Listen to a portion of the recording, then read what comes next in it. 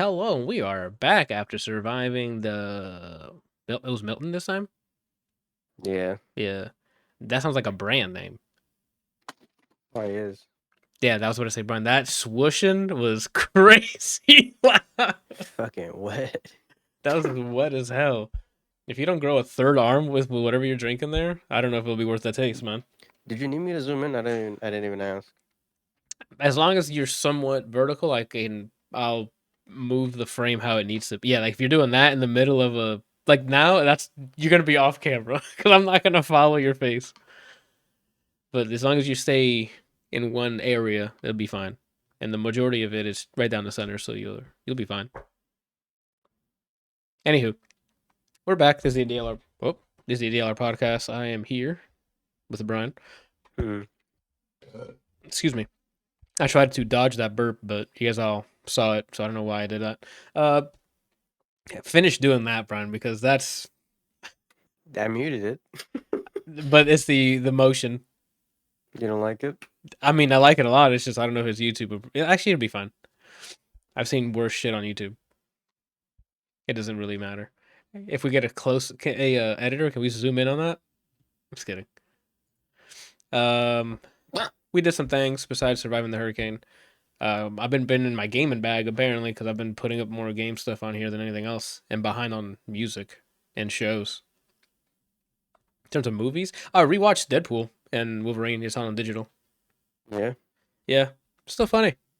Deadpool's more busty on digital, right? Yeah, you know the part when he's getting ready, putting on his suit and then he slaps his ass. All of it's naked in this one.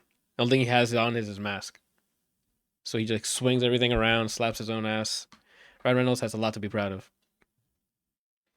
But yeah, checks out. Still fun. Still really funny. Some of the jokes still hit. Action sequences are still dope. Especially like that last part when they're taking on the other Deadpools. Since I'm able to rewatch it, I was what was that sound? Or sound?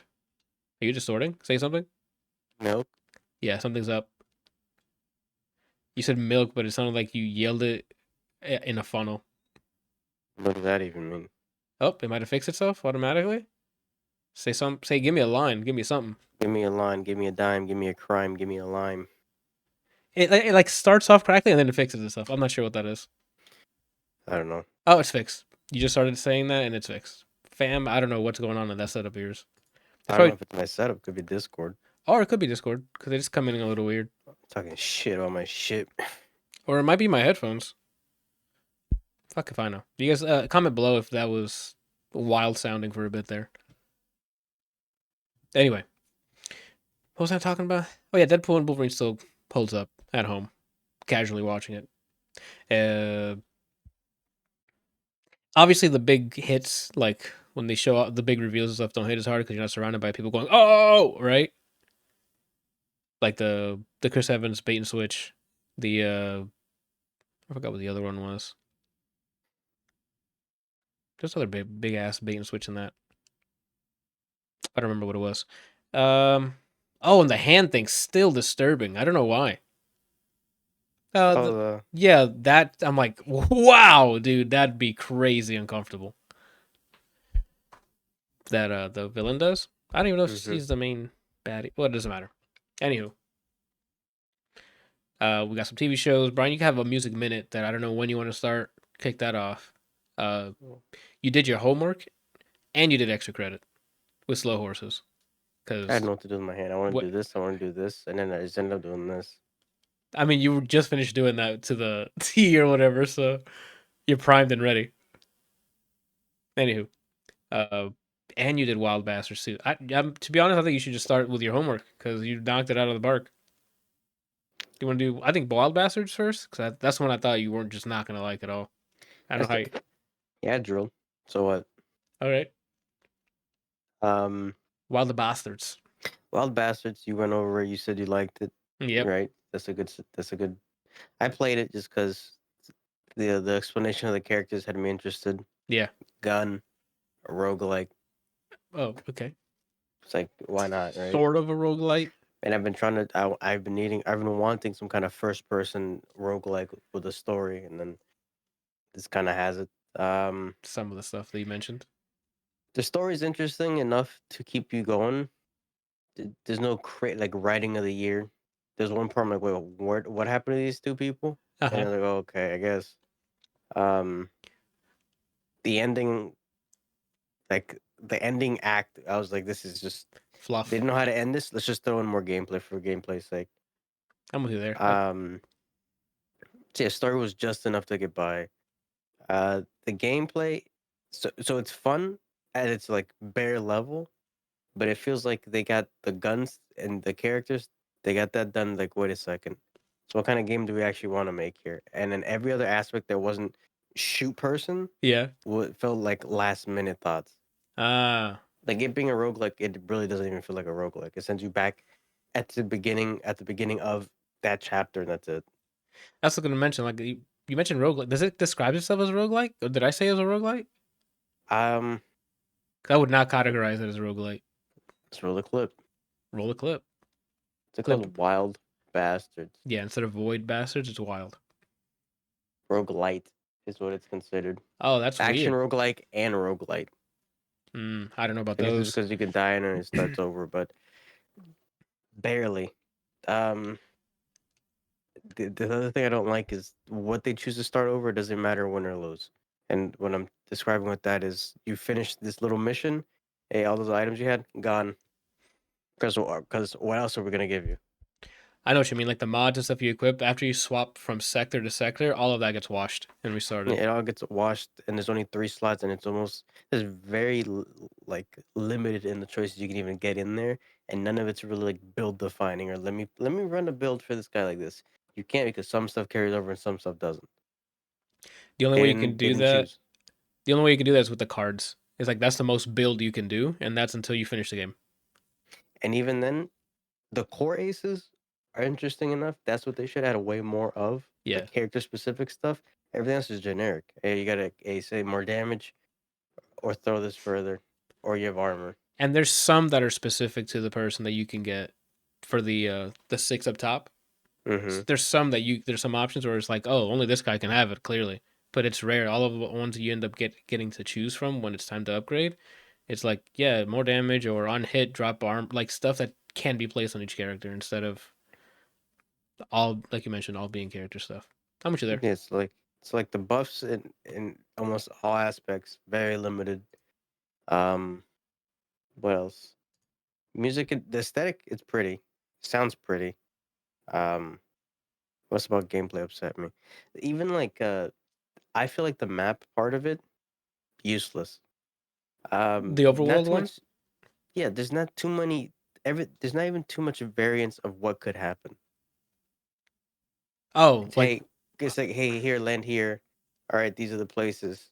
Fight like that part when you land, and then it's like a little maze. You could probably just use that.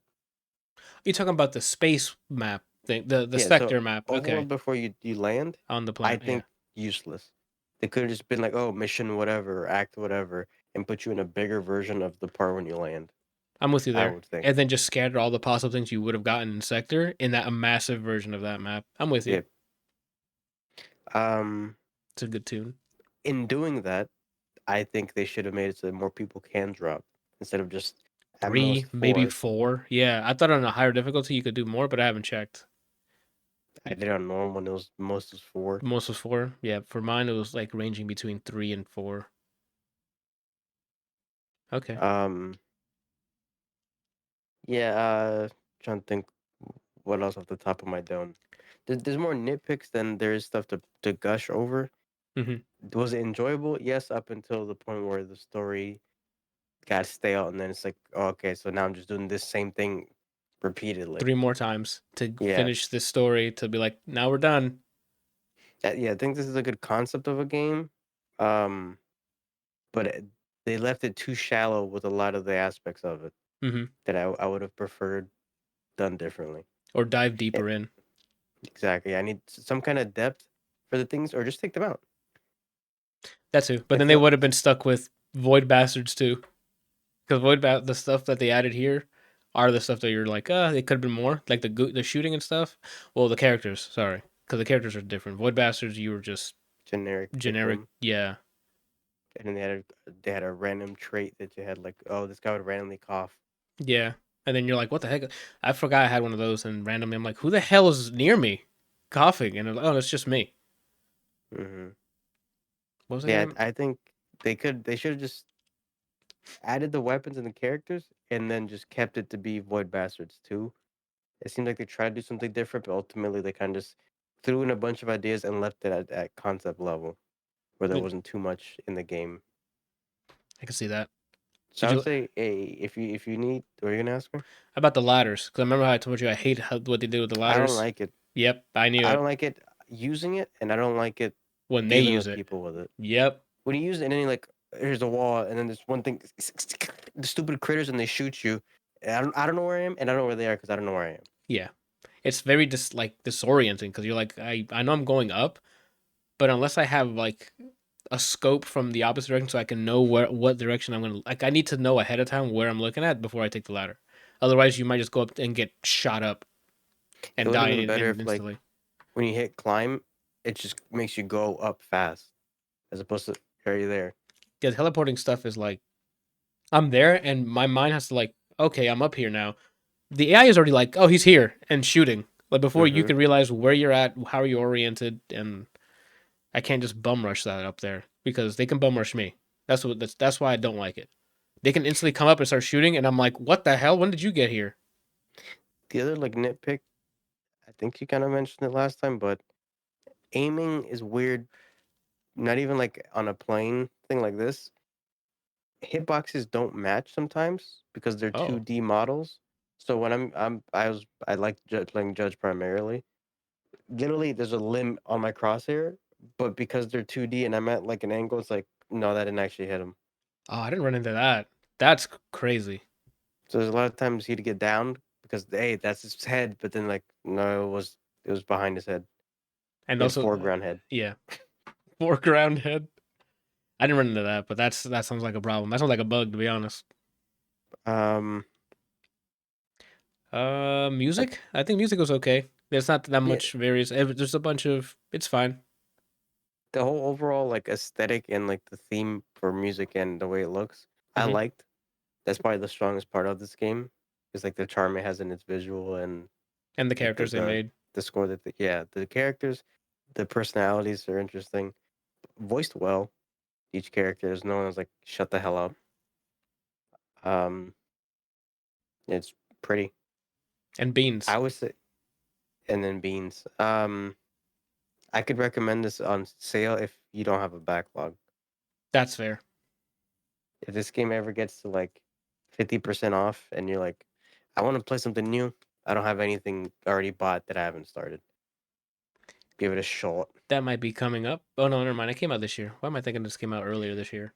It came out So like like last month or two. if you're hard pressed into like, hey, I like this aesthetic of a game, then I would recommend it within that criteria. If not, something like Gunfire Reborn or something that's multiplayer Co-op. and kind of fits the same thing and more in like a roguelike version of it. I would immediately point them to that instead. I wonder how that game's doing. It's still been getting updates, right? I think it's got DLC recently. Oh, nice. Okay. Oh, there goes Wild Bastards, bro. Yeah. All right. And Slow Horses. I mean, again, try to keep it spoiler free because you completely lapped me and finished and completely caught up. Yes, I think so long as there's accents, I'm probably gonna get overly addicted to whatever it Bench is. it is what you're gonna. What the word you're looking for. Yeah, Because there's 2 for 2 that's now on that. It was Peaky Blinders, and then you were like, "So, what do you think of the finale of the season?" I'm like, "I'm not there yet, guy." I feel like there's another show that we forgot to mention that the same thing. That you did Peaky the same Blinders thing. did this. There's another one. Oh, maybe Ted Lasso. No, because I saw the whole thing before I recommended it to you guys. I binged that though. Like once I hit play, I also binged it. But I don't think I lapped you on that. Yeah, because I saw it all one night, and then I'm like, I gotta tell people to watch this. I feel like there's other stuff, but I don't. I can't name it. What couldn't I have feel like been? I feel like it's like a third thing. Severance? It probably no. You watched it before me. I binged it, but you watched that before me. What the hell was it then? I'm not. I don't. I'm drawing a huge blank. Was it live? Do you think it's live action or do you think it's animated? Did you? Oh, maybe was it Arcane? Did you slap me in Arcane? No, I think you finished it and then recommended it. Was it Castlevania? No, because we watched that together. Yeah. Unless I mean you're from the future, so you might have just already seen it, and then you're counting that. No, you didn't watch Nocturne when it came out, did you? Not immediately. I did. Well, then that's a different situation. It's not something I recommended, and then you've watched and passed me. And because I know you got your hands on Nocturne first. I feel like it has to be a show. It couldn't be a movie because we don't stop movies Yeah, halfway. I don't. People do that. People do that. They're like, "Oh, I got halfway. I'm gonna take a break. I'll finish it tomorrow." It's a movie. Sit the fuck down and watch. It ran over. I'm sorry. I don't want to get into that. Uh, unless it's like The Irishman or fucking the extended version of Lord of the Rings. I get it. That's 4 hours. You can't. People can't do it. What's wrong? I guess this wasn't charged enough. This light on my side, so while it's charging, it's dying. Oh, so it only feeds off the battery that's in it. It doesn't use the electricity coming in from the charging. I guess while it's charging, no. Maybe if I had it like a lower strength, maybe I'll be able to withstand it, but I don't care. Ah, I got you. All right, so yeah, I'm done with the rant. I was just gonna. I don't Yeah, know. I can't think of. I feel like there's like a third thing, but anyway, slow horses. What's funny is the bit that I saw you watch of it. Mm-hmm. Um, That was just the first episode of season that 4. first episode of season 4, I was like, this is interesting. Yeah. And then I watched it. I think from that day, might have been. You went over the synopsis of it. This is like a Suicide Squad with British people from the MI5, essentially, Yep. but with more comedy, not too much gore. Yeah, there's action in it, but it's not like a beatdown of any sort. Maybe somebody will get shot or something, but it's not. It's not like writing itself so it can do more action, if that makes sense. It's writing Yeah, itself to do more espionage. it's like an action espionage comedy, Okay. but more dry British kind of. It's funny, like the further the show goes in, the more they kind of dive into the comedy side of it. It starts a little more stressful, and then it kind of becomes everybody's like a caricature. Because they keep survive. That's my one gripe with it is everyone makes it usually. So They like always sacrifice one person. spoilers, but yeah, like in 4 seasons, one person. So it's like, well, I mean, you don't want to kill everybody off by like the third season. You only have 2 characters left, but I mean, like, introduce new ones if you need to, which they kind of did for 1 or 2 people, I think it was. But then a lot of times they feel bulletproof, even when they shouldn't. A lot of time, like the I'm gonna start by saying I like the show. Obviously, I went through all of it. Yeah, I do think it peaks early. Out of the 4 seasons, I still think season 2 is the strongest season of the show, and then it becomes like it's still entertaining, but it's like it's something to watch. Like you're not at the edge of your seat for the rest of these arcs. it builds you up to that height, and then it just mellowed down, and now you're in a smooth sail. Now you're just like, let's see how it ends.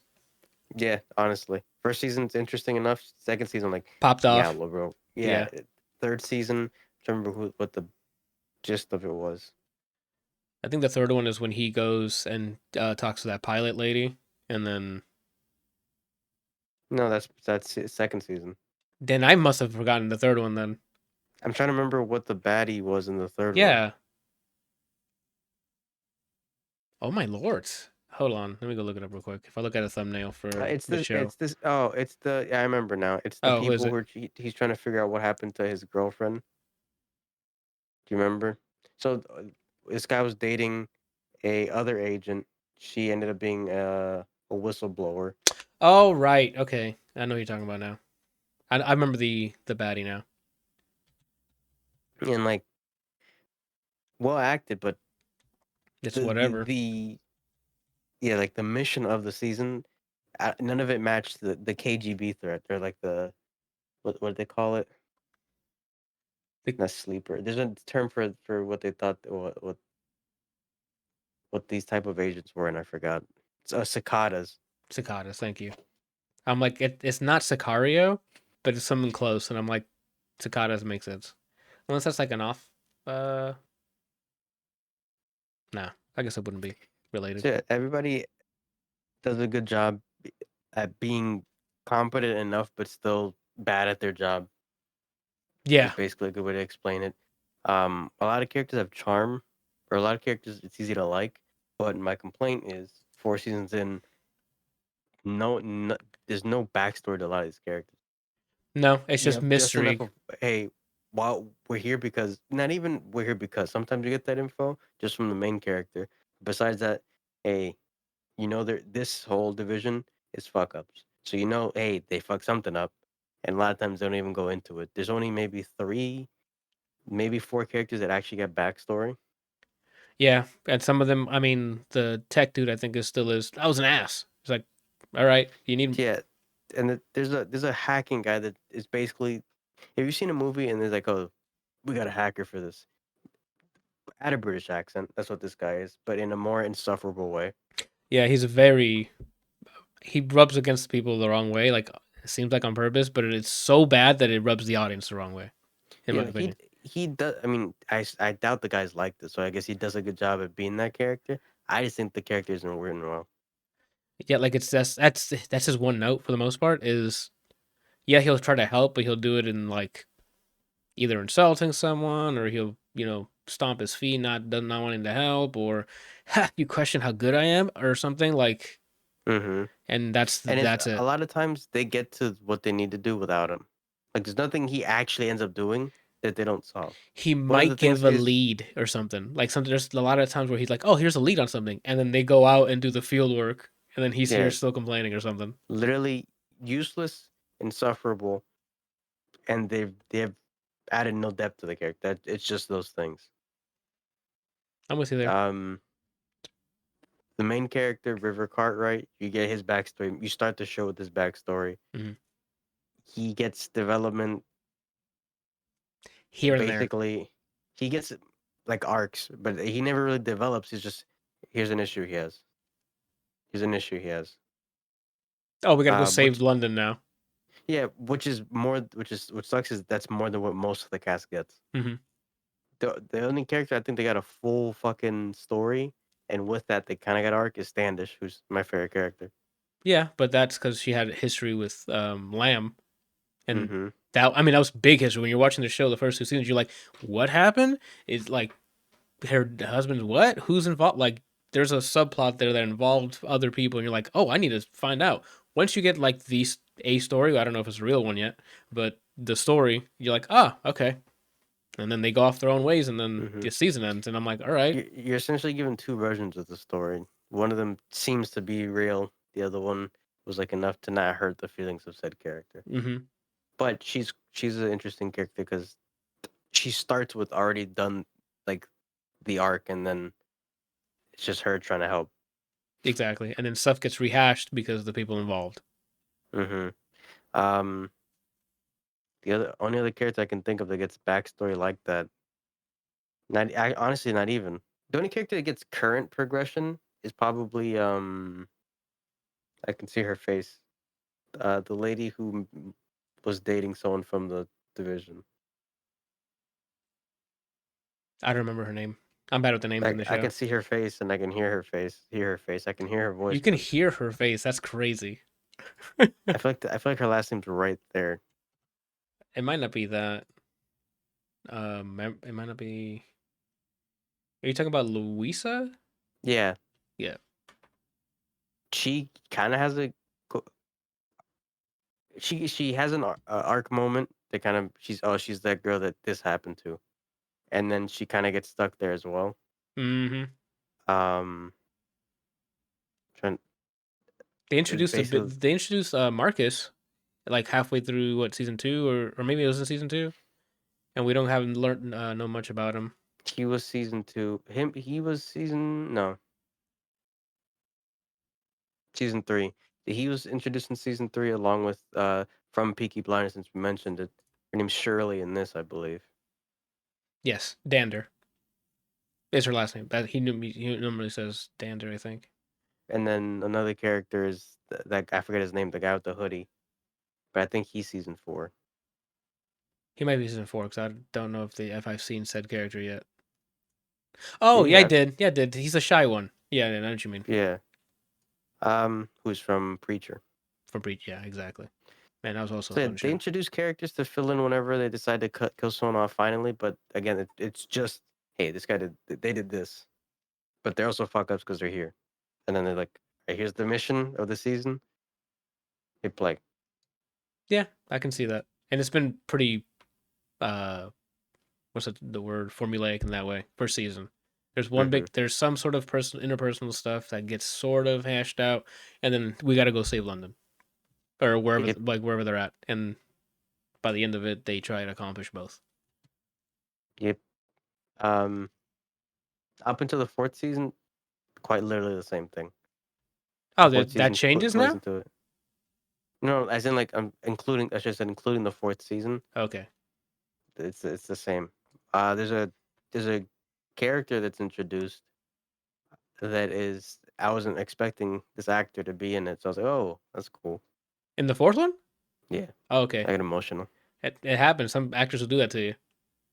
Um, yeah, all in all, fun to watch. Peaks Cool. halfway through. Um, kudos to the actors because They're for killing it. what they're written, for what's written, they're doing what they're supposed to. I'm with you there. When it needs to be like high octane suspense, it feels like it is. It's just once you take a step back and be like, but they're gonna be fine because Mm-hmm. they've been surviving all of this already, and somehow Yep. Lamb has like future powers like Brian and can know what's gonna happen in the future and solve it. Whatever he's the safety net. Yeah, he's essentially what it feels like is he's British secret agent Dr. Cox. That's a very, I mean, it's a mouthful of way of describing it, but yeah, he's definitely the Dr. Cox. If Yeah. anyone's watched Scrubs, and you watch the show, Dr. Cox is the grumpy but really good doctor. So this is Mm-hmm. the grumpy, really good Basically, agent honestly, at Rivers JD, Luisa's um Elliot. Luisa's Elliot, and I'm trying to think how you know what's funny? The hacking guy is just the janitor, but the janitor is at least entertaining. He was written better. A lot Mm-hmm. of good jokes was Mm-hmm. so that's the problem. If the hacker was given a lot of good stuff to say, even just to say, dude, it's like, yeah, we can keep him around, right? Yeah, Oh man, the janitor, knife, wrench for kids. for kids. The lady who's supposed to be the ass of the show, which is like essentially the boss of the She's boss. still Like cool though. I know who you're talking she's a about. good job. She plays a good job. She plays a good job. She does a good job with the character. Um, What is her name? Taverner. it's Diane, I think it is, or something. yeah, Something Diana Taverner.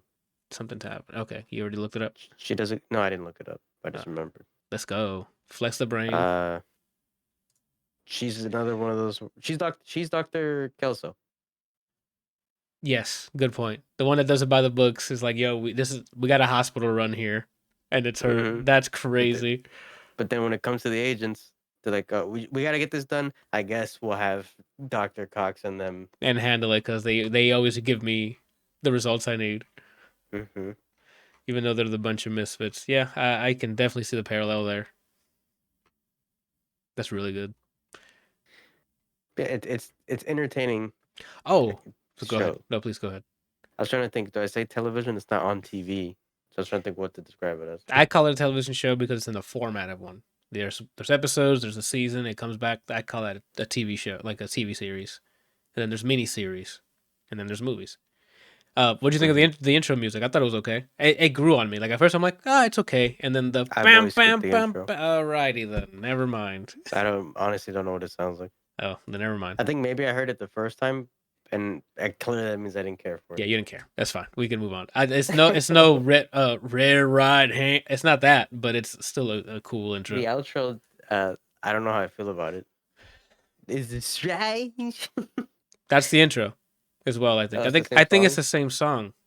Strange game thing. Yeah, it's Oh, the same song. My bad. I didn't know. I'm the opposite. When as soon as I see credits, next episode. I don't even see if there's an after credit scene. I'm like, next episode. I don't have to hear it. well, they play the song like A as they're little ending. bit, yeah. But Yeah. to me, that's the opening theme song. Mm. Since you're only seeing it at the end, you're probably that's the closing theme song or ending theme song. The intro clearly it wasn't a Narcos. It wasn't Peaky Blinders. And it wasn't Fleabag. It Definitely wasn't. Fleabag's like Fleabag done. All right, let's get into the show. Maximizing that runtime. I'm down with it. Whenever I see that there's another season announced for that, Whenever, dude. I'm getting nude. I think she's too busy making Indiana Jones movies. Like, let's go. Make a new Fleabag already. Andrew Scott's not gonna get. He's available. Like, let's keep it bro. moving. He just had a good year with Ripley. Like, I hope they don't make another one, but it's open to. And if they do, I will watch like another season of Ripley. same. I just like the way he performs that character. I'm down, bro. Like, it's I don't say the word cringe. Like, it's so suspenseful because you're like, at any time your lie can fall apart. Like, you're being a different person to I people wish who he. know said person. I wish he. You know how when he puts on his clothes for the first time, he does the impression of I forgot his name, but Um, Tom. Tom is his actual name. Oh Okay. my god, it's gonna bother. I'll probably blurt it out later. But when he's doing the impression of said person, Yeah. I wish he kept doing that even when no one was around. Like whenever he's pretending to be him, I wish he kept that accent and demeanor. Oh, He kind of just he played only himself with a different name. he did, which that might have been on purpose because I think his prowess was finding the details, so he knew when to use it, when not to use it. I don't know, man. Like that. That's crazy. That could be something that you can get away with back in those days. That's like what? Yeah, Yeah, Ripley's quite an eye-opening show. Andrew Scott's just a great actor. Everything I've seen Facts. him in, he does a good job.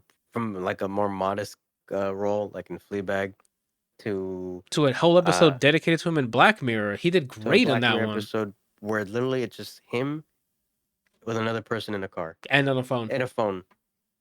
And a car, dude. Great Like, job. yeah. As a villain, Moriarty, Knocked it Chef's out of the kiss. park. Yeah. I need to I re feel like I'm forgetting a role. I've been saying I need to rewatch Sherlock because it's been so long. And that's only a couple seasons. And they're pretty much movies in itself. They're like an hour and a half each. But that's a show. I'm like, damn, I do need to go back and rewatch it. Martin Freeman when he was a little younger, It's good. Cumberbatch. Go for it. Go ahead. I cut you off. No, I mean I was just gonna wrap up Slow Horses. So it's entertaining television.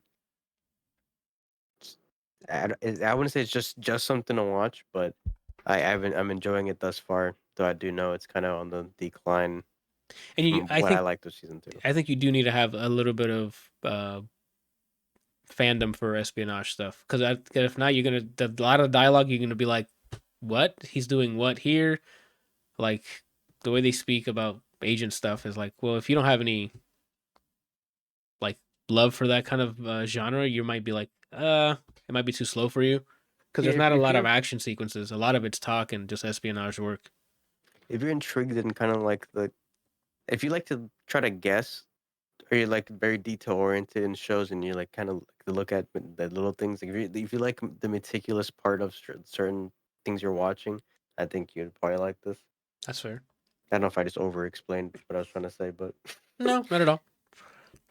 it's like it's not a crime show where you're trying to guess who done it. You are trying to guess like what certain leads lead to, but it's not like a oh it was the neighbor that killed them. If that makes sense. Ah, okay. Yeah, it does make sense. We can move on then once if you're Gucci. But yeah, I'm enjoying it. I don't know when the next season's coming out, but when the fourth season ends, they already have the next season and they have a trailer. I'd never watch it, but they Same. already have one in there I'm still. not gonna watch the trailer, but I think it's yearly because season 4 is airing this year, so it might be next year. Hmm. Then they'll be ready for the next one. You know, it's crazy. We only have 2 months left of this year anyway. Yeah, it's wild. Uh, Speaking of wild, the ending of the Rings of Power. Yeah, Season or whole show? the whole season. There's no way they're done milking. I don't disrespect to Amazon about milking and stuff, but there's no way they're done in 2 seasons. No way in hell. Especially since I'm under like the production value that these things they look great on like the story's been pretty cool too. You get to see a lot of the hey, how did this come about in like from the movies? I think we talked about it with you when you're here, like the Balrog stuff that you see in Lord of the Rings, the Nunshop. You see where it makes its first appearance in this. Well, not first, but like an earlier appearance, I guess. There's a big war that happens near the end. My big gripe, and I don't know why it's becoming such a fantastic thing to do for people in editing. When you're in the middle of a big battle, do not end it and start. Hey, credits come in next week. Anime's done that to me 3 times already in the past year. Anime's been doing that. Naruto, the Bleach They like to milk it. Yeah, but not in the middle at the end of a season. Like that's new to me. Jujutsu Kaisen, like all this stuff, it's in the middle of a fight, and it's like this season's over. What? I wouldn't be able to tell you just because a lot of times the shows have either like they're ongoing, but they've passed that war whenever I get to them, or the whole show's out and I just binge it. So I I've don't know. never, at least for the like back in the day, I can't say that. Like so, like Naruto was already out when I had to deal with that fucking shit. So I don't know when they, like, how long they had to wait for it to end. Like it wasn't as egregious as hey, let's get to the last episode and cut it off. It was like the penultimate episode. It was like let me go see how many episodes there is so I hit you some facts. The war episode was like the second to last. I think Game of Thrones also spoiled us in that I, sense, where we I'm get a whole yeah, episode of a war. I'll talk about Battle of the Bastards in a second. Okay, Mm. I'll talk about Battle. That is how you do TV. Um, yeah, episode 7 and 8 is pretty much the war and then the aftermath of the war. In my personal opinion, it should have been one. Granted, it was already runtime an hour and like 13 for each episode. Like the last two episodes are like you could have just said that's the movie. You could have released that as a movie if you wanted to. It's almost feature length, or if not, it is feature length. We find out a lot of characters of not a lot of characters. Some characters you're like, is that who I think it is? Confirmed in this season. That is who you thought it was. Uh, there's a lot of that in the first season. You're like, hey, is this related to this character? Like you start trying to do the math of who's related to who and stuff like that, and you're like, okay. Uh, Shout out to the acting first of all. The guy who's playing the villain in this season is just max stats and charisma and riz, like dialogue options, max stats. He can literally tell you to go. I don't even know where to go with that without getting canceled here. So but he like any he could, and you're somehow like I thought of doing this, and you're doing it, right?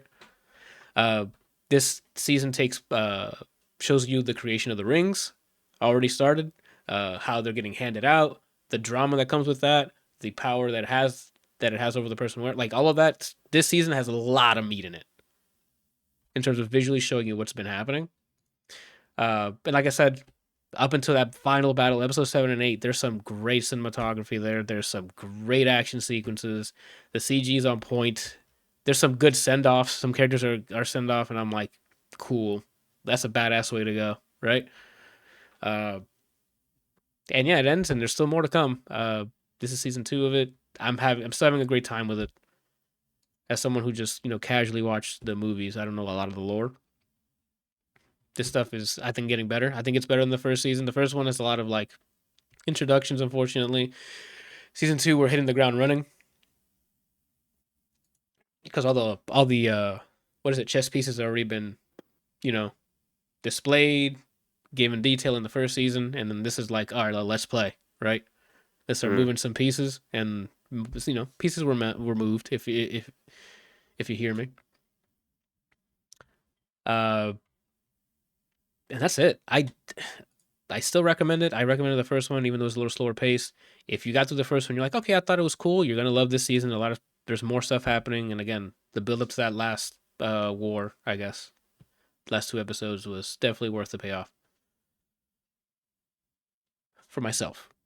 Again, not a huge Lord of the Rings fan. I just know what's been on the TV.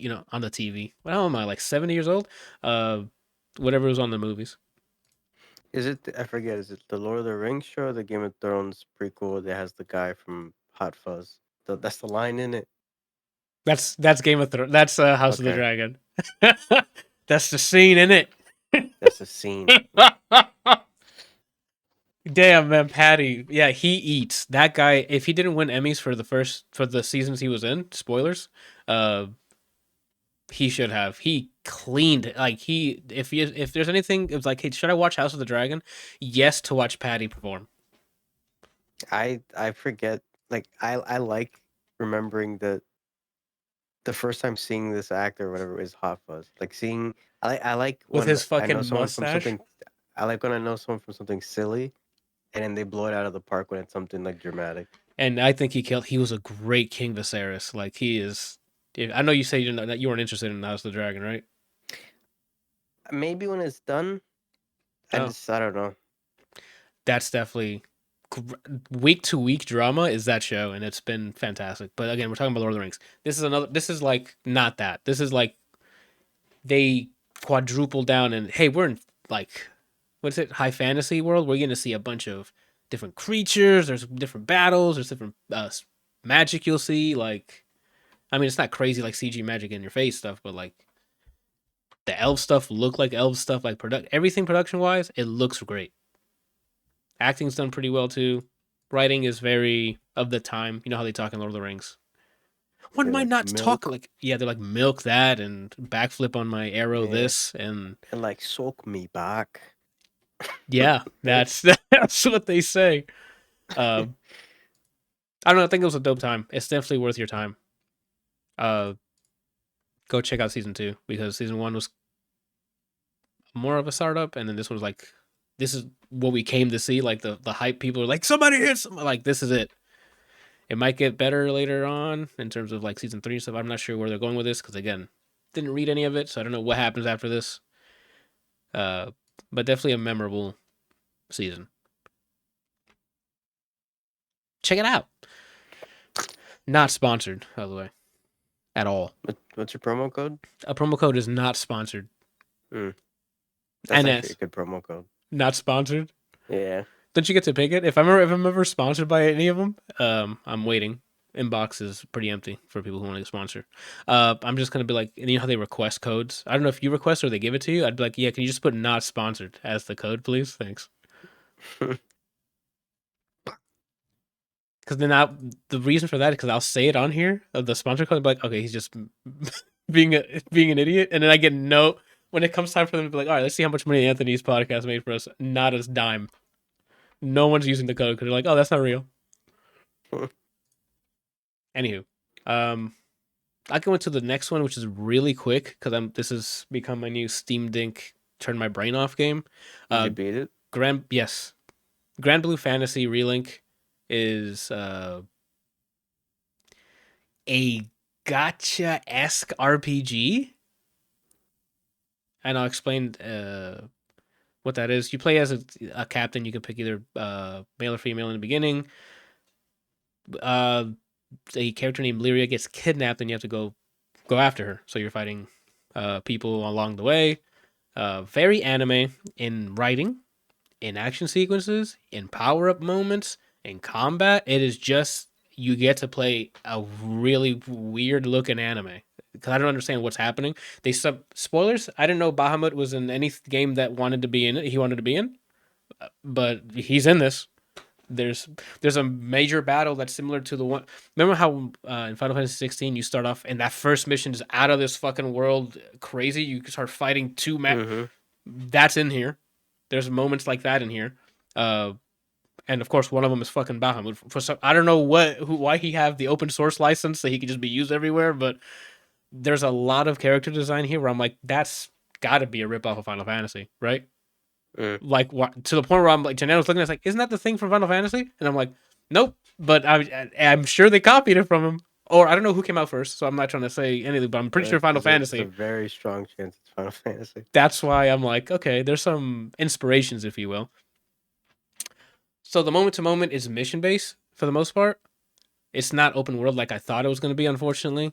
Like you're thrown into the mission and you can, once you get the mission board, you can start doing side missions and stuff. And there's side quests where they're mostly fetch, unfortunately. Uh, what the game does really good with the quest stuff is they kind of not force you, but they incentivize you just do the main story. I'm doing it on easy. There's like story, normal, and hard. I think it is. And I just did it on story because I just wanted to hit shit and level up. Right. Every character. What's up? 2014 is when the mobile game came out first. The game reunites music composer Nobuo Uematsu and art director Hideo Minaba, who previously collaborated on Final Fantasy 5, 6, 9, and then Lost Odyssey apparently. So Yeah, it's very apparent. I didn't play I think any of the games you just mentioned, but I'm like this has to be a Final Fantasy thing. Like it's very so if you like that type of design, you'll love this, right? Character designs are very similar to very, Excuse me. I don't know why I'm gassy. You got the spiky haired character designs. You have the long wavy hairs design. They have smaller characters. I don't know their names, and they're not. I guess it's their equivalent of dwarf. I don't know if it's their equivalent of dwarfs or what, but they're like little small characters that you can pick up. But it's like I mentioned, like gacha game. You back up. Sorry, the game lets pretty much puts the main quest first. So you can beat the story within no time because it knows the focus of this is endgame slash gotcha stuff. I don't know if that made any sense. So they're trying to get you, hey, these are the systems. It gets you through the main story and stuff, and there's hype cutscenes and stuff. But then once you're done with the main mission, it's like, oh, you can just start doing the mission board. There's missions to do, and you can level up your characters, each of your weapons. You can forge weapons, uh, masteries for each character. So it's like a sort of like a skill tree, but I think you can just max everybody's mastery because there's achievements that says get 100% on somebody's mastery. So I think you can just max it. I just recently hit 100 on one of the levels. So, and I got an achievement for that. So I'm like, I think this is max for a character. But then you have the masteries, and then like there's something that unlocked when I was like at level 80 or something that's called like over mastery. So I guess it's just to spend upgrade points on just stats and stuff. Very gacha like. So each weapon has stars, and then levels within those stars. You use material and money to level up your weapons, and then material to uncap the level so you can continue leveling it. Like that's gacha stuff almost, right? Yeah. That's what that is. That's that loop. Not You only is it do like not only is it like gotcha stuff, but it's kind of like a MMO kind of stuff. Is it like you get all this by summoning and then rolling for all this stuff or what? yeah, you grind boss like Monster Hunter style. You go and do missions, so hopefully it drops the items you need, and Mm. then you do that. And each mission has difficult. I don't know if each mission has difficulty levels, but you can do different. There's easy side quests they call it, and then there's side quests that you find around the world. Like, hey, my cat vomited. Can you get a giraffe? And then you're like, oh sure. And then you go fetch him a giraffe or something. And hey, thank you for the side job. Then there's quests where you like literally leave the hometown and go fight goblins, do a boss battle, do a mode where it's like survive until the time runs out. Like it's different modes, pretty much. But there's no like you don't get unit or gear by like a roll of a like there's no way to get them via odds. It's more like grind out this mission. Yes, to get characters, you just do something that gets you a crewmate card, and then you go and pick from the list of what you want. This is like if you got gacha and remove the bullshit to keep it a gacha. This is a single Mm. because this game you can play offline completely. So there's Mm. like, what if we do some gacha stuff, but remove the bullshit and just made it PVE? So you can play up to like 3 or 4 players co-op, and then you can just play to your heart's content. You don't have to worry about, oh, how much energy can I do this quest? You can just completely do the quest over and over again. Once you collect a crew card, you can just go through the list of characters that you can unlock, and then just he's on your team. Each character has fate episodes, which is Like a backstory. story. Yeah, Okay. each character that I've unlocked so far has their own like 8 to 11 things. A lot of it's just them talking, like audio dialogue. That's not full cutscenes, Mm-hmm. which I think kind of sucks. I wanted like I don't know. I wanted a lot more than what I got, and not in a bad way. I'll get to it. Do you want it to be like more like a Tekken does their arcade, where like they get some kind of arc for each character? Yeah, like there's like yeah, most of the arcs is how I found the captain, and now I'll die for the captain. And it's like, well, yeah, that's the game, bro. Like you're joining my crew, and like yeah, I don't know. That it could have been more than that. Is what I'm complaining about. Then there's some fate episodes where it's an actual mission. You have to go fight a boss or something with said character. Like you can only use this character or something like that. So you Mm. in each fate episode you complete upgrades the character stats or unlocks like a new uh, sigil. Sigils are used to add modifiers to your character, like increase attack, increase stun, increase critical chance. You know the generic stat increase that you can make different builds with. You can upgrade each sigil the same way, very gacha like. Use materials to upgrade it or uncap it or find another level one. Like I mentioned, you can forge new weapons.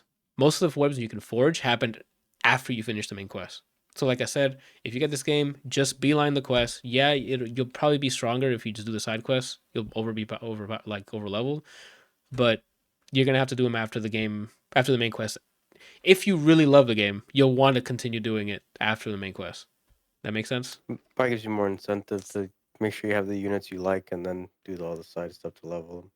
Like you mentioned, units. There's wind, fire. You know, the same color coordination that we've seen in all the gotcha games: wind, fire, dark, Light. water, light. Yeah, light, dark, water, fire, uh, wind, and then earth. I don't know if there's lightning. I think light might cover lightning, but I don't know. Anywho, you can see the list of the stuff of the people you want to unlock once you get crew cards and stuff, so you can start planning out. Oh, okay. Uh, the cool thing is everyone's got their own combos, if that makes sense, with their own skills, and you can mix and match skills with in each character. You get more than just four, so that way you can start picking how you want to make your build. Uh, there's no gear to put on; it's just your weapon, and then like the sigils that I mentioned earlier. You unlock more sigils by leveling or adding it from your masteries or doing their fate episodes. And then the combats where it's kind of fun, where it's like you can start trying to do combos with characters. It's not deep. It varies by character, to be honest. That's how different the combos are. Like there's a samurai lady who like you can use combos to swap between her stances, like hitting one of the She have buttons. horns. Yes, Naramaya. yes. Okay. She's in there and she can swap between like a quick blade thing she has or into her long katana stuff, and you can swap between them in the middle of a combo. Like some things work together, some don't. There's a character who has a gun that you can use to like sit down and start free aiming and shooting. Like each character's built with like their style in mind, if that makes sense. What else? There's like a massive dude who's dark and is like also has like a helmet with horns, and he's like friend. Basaraga. Yeah, okay. I guess you've played this or you know the characters, but They're in the fighting game. Those yeah, two. that Vasaraga dude's in there and he does like heavy swings and stuff. So like his combos are really slow, but if you have someone who doesn't like a skill that aggroes, they'll aggro and he can just build up his shit to like do some heavy damage. Uh, I've never rated in Final Fantasy, but playing boss battles in this, I have rated in Final Fantasy. Mm. I think so. There's like big bosses with a lot of health. There's circles on the ground to avoid attacks. Like I'm like, am I rating by myself with AI? And that's It what it sounds feels like you like. could if you do the co-op. Yeah, Could be very close to it. pretty much. And pretty much that you're trying to build. It tells you the weakness of each monster, so you can sort of build stuff around that. It's like, oh, he's weak to wind, so you like, okay, make sure I pick a wind character and go in there with the things I need to. Everything's dumbed down for like a single player offline experience if you wanted to. I haven't done co-op stuff, so I don't know if that scales difficulty or whatever. But if you want your own private little gotcha game that you don't have to worry about connecting to a server, it works fat. I've been playing on my Steam Deck. It runs at 30 because it kind of fluctuates between like 30 and 40, 50 by default. But I'm like, I'll just keep it 30, whatever. And yeah, for people who want the 60 FPS, it runs beautifully on desktop. And I think desktop, I only have it on Steam. Uh, Visually looks great. It's the player models look like soft drawn characters. Like I don't know how they got that art style to go in there, but the characters look great. My one tad bit is a lot of particles and a lot of shit in the way when you're doing like when you're popping off, you're like, I hope he's dying because there's so much effects happening. That's my one gripe with it. Like once you start getting like a lot of my characters are like level 80 or something, so when they're popping off doing their skills automatically, you're like, oh my gosh, what is going on? There's so many things on screen. Uh, there's also like special moves that you can build up in the middle of a fight, and you can chain them with other people in your party. If you change it with everybody, you do like a 4 full burst thing, and then you guys do one massive attack to each other. Hmm. It's all like hype stuff. Like you'll do it, and you'll have like a couple seconds, be like, "Hey, do you want to chain his super move with your super move?" And it's like, "Yeah." And then if you do that, the AI knows to like continue chaining. It's like, "Okay, you did it. I'm gonna do it." So like all your rest of your party start like chaining anime ass attacks, and then you'll do it again. Like it's very, it's trying to be really visually hype, if that makes sense. Anime esque. If I didn't have the month I have ahead of me in October, you're selling me on a lot of this. But again, I'm not done with the combat. The combat after the main quest and you start doing like end game stuff like what I'm doing, where I'm trying to just get all the achievements because it seems like it's doable. The achievement stuff, it's grinding. That's the problem. The one thing they didn't remove from the gotcha was the grinding. So, That's the JRPG in general. but that's different because JRPG you can like when I did it with I didn't grind that much, but like a dragon when I did the regular one and the infinite wealth, they had so many things to do to take a break from the grinding. Hmm. When you're done with that main quest, that is all you got to do is continue doing quests, grinding it out, leveling up. There's nothing else for you to do. That's my biggest gripe. Hmm.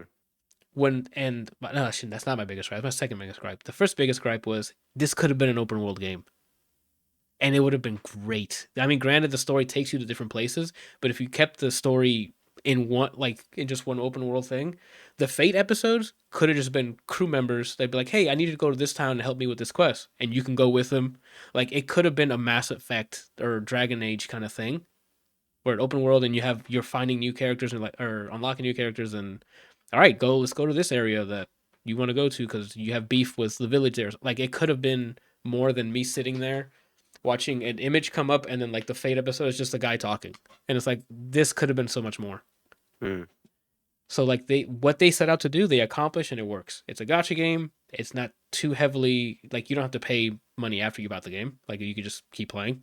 Oh, maybe there is. I just didn't haven't needed to because the scaling isn't so crazy where there's grinding, but it's not crazy grinding. Hmm. Uh, I don't know. It's definitely worth to try. Like, because I think the fun part is trying each character because they'll have different move sets. Like they can do different combos. There's some where you have to do like just in time trigger like another skill to combo with it. Like it's definitely worth if I don't. There's no demo for a Granblu for just for Relink, right? I don't know. Let me see. If there's a demo, I say try the demo first. I can't just recommend this to everybody. This is like a grind game with with most of the time some fun combat and satisfying combat because it's pretty hype. Doesn't look like it. Oh, another gripe. It's on Got sale. is it? Yeah, it's $35.99 right now on Steam. Base.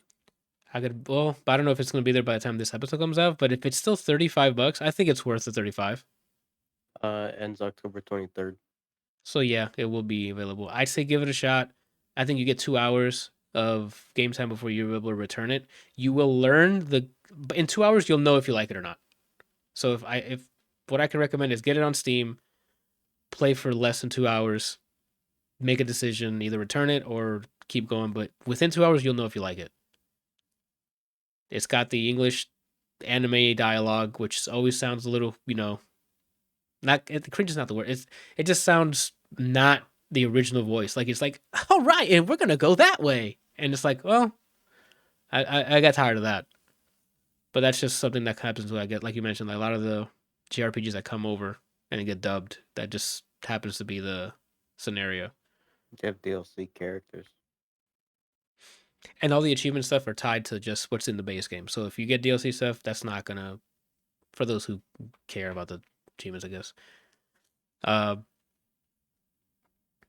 yeah, that's all I got, man. I don't know if I'm probably missing a lot of the mechanic stuff in it, but a lot of it's upgrading and trading. Like it's a lot of exchanging and fetching quests and stuff. The combat's alright, and it's all quest based. So if you're cool with that kind of grinding, you'll like it. If you're expecting like an open world where you're going around exploring stuff, not much of that. It's just here, do this quest. You completed it, cool. Do it again. Do it again. Oh, it's harder now. Do it again. Like it's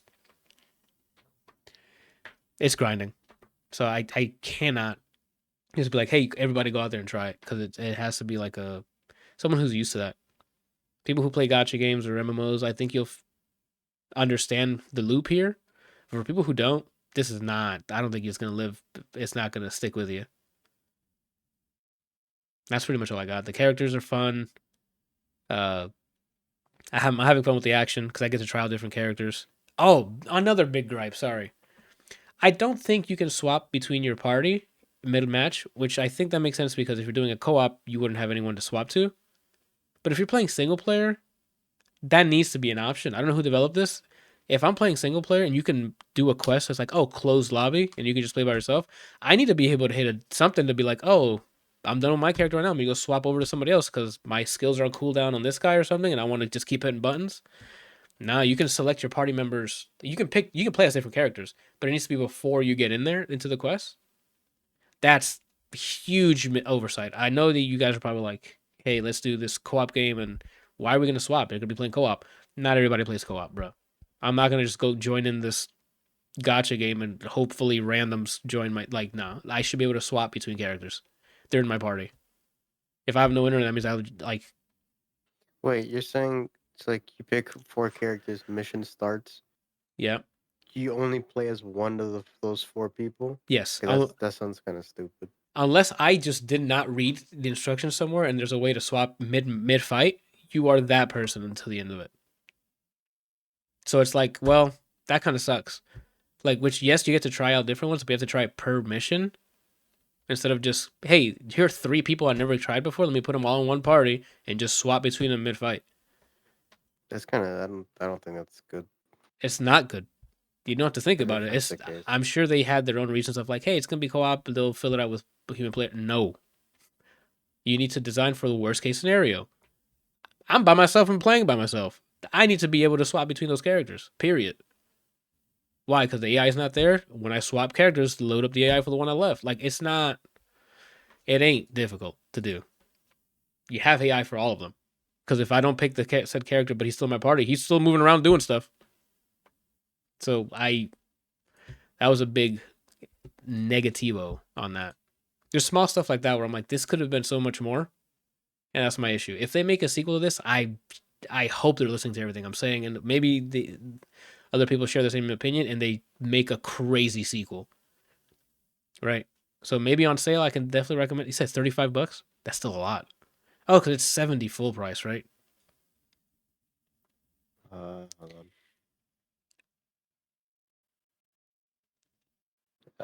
Full price it's 60. Oh, okay, that's still not as bad as 70. But I don't know. I don't know It, what how does the special edition come with? Because that's probably. $48. I mean, I have it on Steam, so you don't have to get it right. You can just try it out and see. No, I was just curious just to see what it is. But there's no explanation on here. It seems There's none. upgrade pack. What the fuck does this mean? Oh no. It's probably giving you currency to keep leveling characters and stuff. Like it's a weird mix of hey, it's a single player RPG versus gotcha elements, and they sometimes pick the wrong things from each side. But they did pick The some. upgrade thing's stupid. What is it? You get a sword that comes fully upgraded. You get currencies, and then you get 2 colors for every character. And you unlock the customization as well after everything's like the. I think the game, what they wanted to make starts after the main story. Because that's where everything like literally unlocks and you start doing your grind, your gotcha grind. Because at first I'm like, man, there's not a lot of stuff to like the forge weapons. I was only able to make one by the end of the story. I'm like, what? Where's other stuff I can forge? As soon as I finished it, here's a list for every character. Every character has like a bunch of stuff they can forge, and I'm like, all right, so that's what you guys just wanted me to get through the story to be like, I got it, and then moved on. That's kind of funny that the story to them's like the tutorial. It's a little bit like the first couple chapters are. There's 10 chapters in total. Uh, Character arcs are happening that are very obvious, right? Unfortunately, but again, the time and effort that's too much to say. I think what they focus on was the gotcha stuff after the game, right? Because that's where I see all the mechanics coming in, all the leveling, all the grinding you're going to be doing. You can go and help others do their quests and stuff and level up that way. But that's pretty much it. Um, like I said, I don't know if I can't fully recommend it to everybody. If you're into gotchas, then you might like it. The combat's fun, but I don't know if it's what $35 or $60 full of fun. If that makes sense. Especially once you find a character you really like and you're like, this is what I'm sticking with. I like their combos and stuff. You're gonna get either bored of that real quick because you're just redoing stuff. None of it's generated procedurally. So pretty much same what's it called if I'm not mistaken. Unless Hmm. I haven't done all the missions yet. We'll see. Maybe there's some dynamic stuff later on. But the way it's been presented to me, that's where we're at. Hmm. Okay, that's a lot of talking. Do we? You want to do your music minute? And I'll end it with Space Marine, I guess. Okay. What am I looking for title? You looking for title? Yeah, I was trying to take a run through them. I'm gonna start. I'm gonna do Coldplay, then the Simz one, and then the one that I have the extra link for. Okay. Oh. As soon as okay, so Coldplay, like a lot of the older music. I can't say I like them from the beginning. Mm-hmm. I think Parachutes is a solid album. Rush of the Blood to the Head. Actually, Parachutes. It's weird. I thought Parachutes is newer than Rush of the Blood to the Head. It's the first one. Parachutes is solid. Yellow.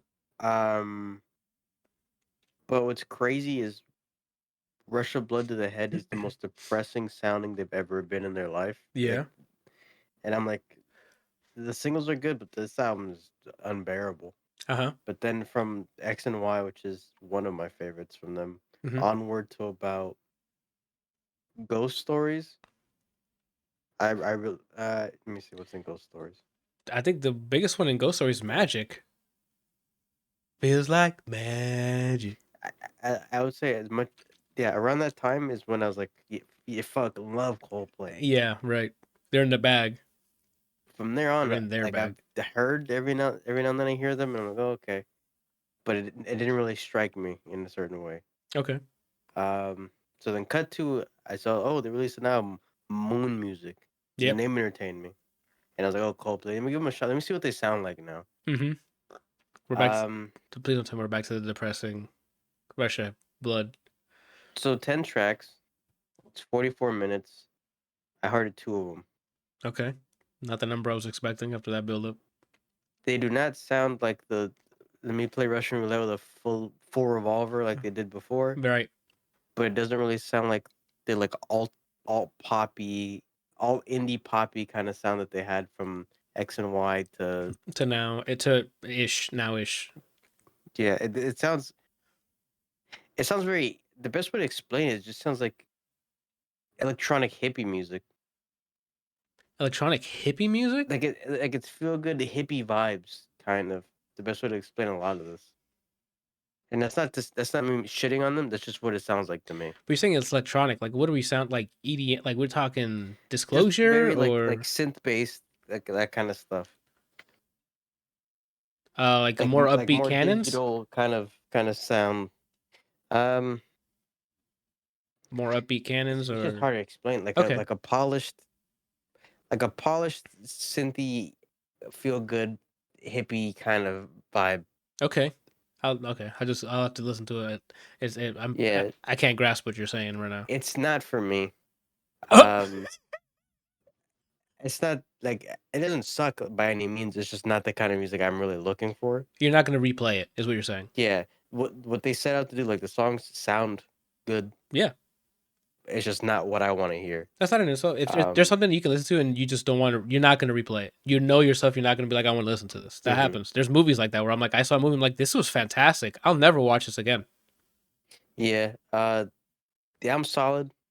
There's 2 songs I like, "The Good Feelings," which is kind of like that, summer kind of funk to it, kind of. Okay. Uh, the writing is what kind of falls short to me, but overall, I like the song because it's not espresso, but that kind of summer funk Okay. instrumental they're going for. Having a good. Then it came out late. Then it's already October. Yeah, it came out October 4th, so they had just missed summer. Yeah, that's weird. That should have came out a little earlier. Then maybe they run into some stuff. Um, So you said feels you like like I'm two falling. tracks. Yeah, so Good Feelings is that one that I was talking about, and then they have a song Feels Like I'm Falling in Love. Okay. That's probably the most like that Radio era that I play. Uh mentioned. huh. That's this sounds most like that version of Coldplay, Okay. Are those the but sing? still upbeat.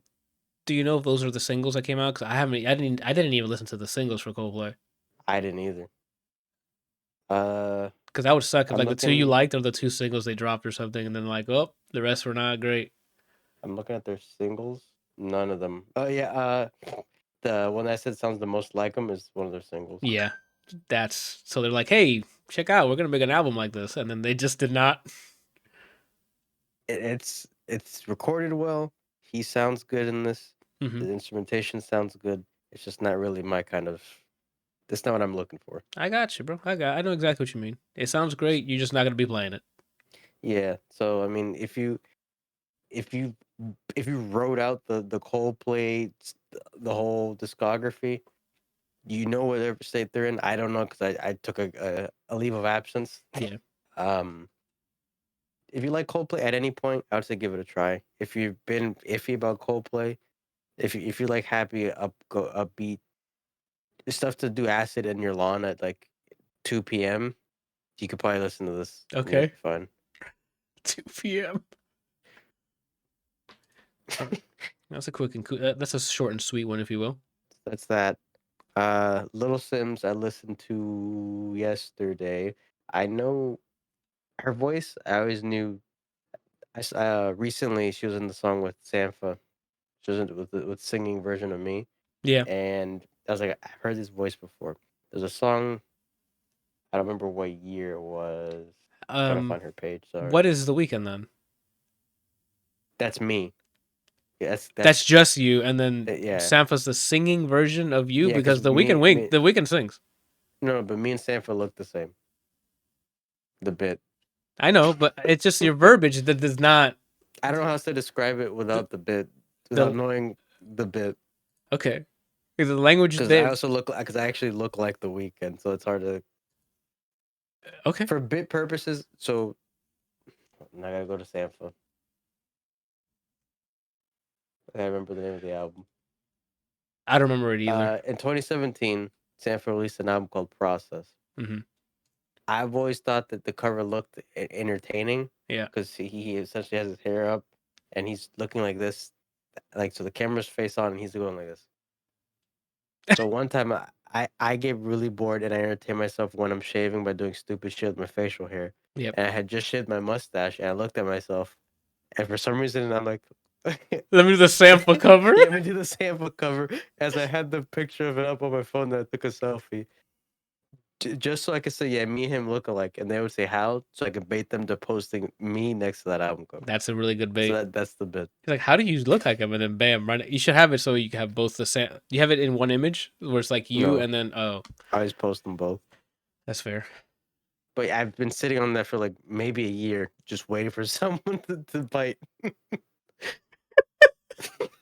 I think they've learned from last time, so they're like, "I don't want to know." Yeah. That's funny. Well, Sampha released this song this year called Satellite Business 2.0, and in that song, Little Simz is in it. And her voice, I heard in the song, like I know I've heard her before. Yeah. So I don't let's see what year did this come out. She had a song called Woman with Cleo Soul, which is funny that last year you listened to her album out of nowhere because I knew her from this song. I didn't realize. Oh, okay. Um, fuck, how do I see when this came out? Well, let me click the song so That's I when can you go to credits. that's when you wink at the camera and be like, So "Small world." 2021 Yep. is when the song I first heard of her on a song called Woman that I know of. Maybe there's another song that goes further back. I mean, I played another Little Sim song that her album before this. There's some tracks on it I've been playing. You might have heard already. What is it called? No, thank you. Yeah, there's a track on there that Yeah, goes. but 2021 is when I heard that's where Woman Oh, came I thought out. you were talking. Oh, bad. I thought you were saying something else. Your poopy head. So then I was like, oh yeah, I know her, and I saw that she released an album. Yeah, and I drilled. I guess it's an album. It's only 7 songs, 14, almost 15 minutes. I would consider it an EP, but if she says it's an album, it's an album. Okay. Um, yeah, 7 tracks, 15 minutes. I hearted 4 of them. There was no song that I'm like, turn this shit off. Like, it That was all solid. that's a good start. Um, it's very like with the instrumentation, it's very worldy, which is interesting. She did a lot of different instrumentals, and a lot of it sounds like some of it sounds like it could have been in Black Panther. There's a song I think it's called Fever that has more of like a favela pattern with the drums. Mm-hmm. Um, Is Sango in here somewhere? to my knowledge, no. Let me Okay. look at. I haven't looked at the credits though. I had to look into it. The I song don't. called Far Away. She ends the thing with Yeah. the project with where it's more like New Jersey bounce. Oh, okay. So there's variants in the instrument, like the types of songs from beginning to end, all interesting. A lot of it, like I said, I mentioned it could be in Black Panther. a lot of it could be um like synced to a movie. Maybe They she all might be getting fit. something soon Yeah, which is smart on her to like just have like use this as like a link to to sell records. what's it called? Oh, Like an audition, like not an audition, but something like that. Hey, you need music for a movie? Like just this album alone, and like what put is that in the front of verbiage people. for that? It wouldn't be an audition. I don't know. I get a pitch or something. I guess it'd be like, hey, you should Yeah, check this out. I guess demo reel's the closest you can get. You're right. A demo. It'd be to demo it. You're right. Oh, the song is No Uh, Mercy, the one I played a lot from the I don't previous remember. album. No Mercy. Boom, ba-dum, bum, bum. It like has high horns in it. And stuff like that. No. All right. If you hear it, you'll dig the beat. The especially the bass line. This pretty fun. Not funky, but you just listen to it. It's called No Mercy. Go ahead. Uh, yeah. So I like. I would say that I can recall right now. I liked every song. I loved 4 of the songs. Okay. They sound like they're mixed pretty well. Like how different they each were, but it never felt like a reach. Like a this is what's popular. Let me do this.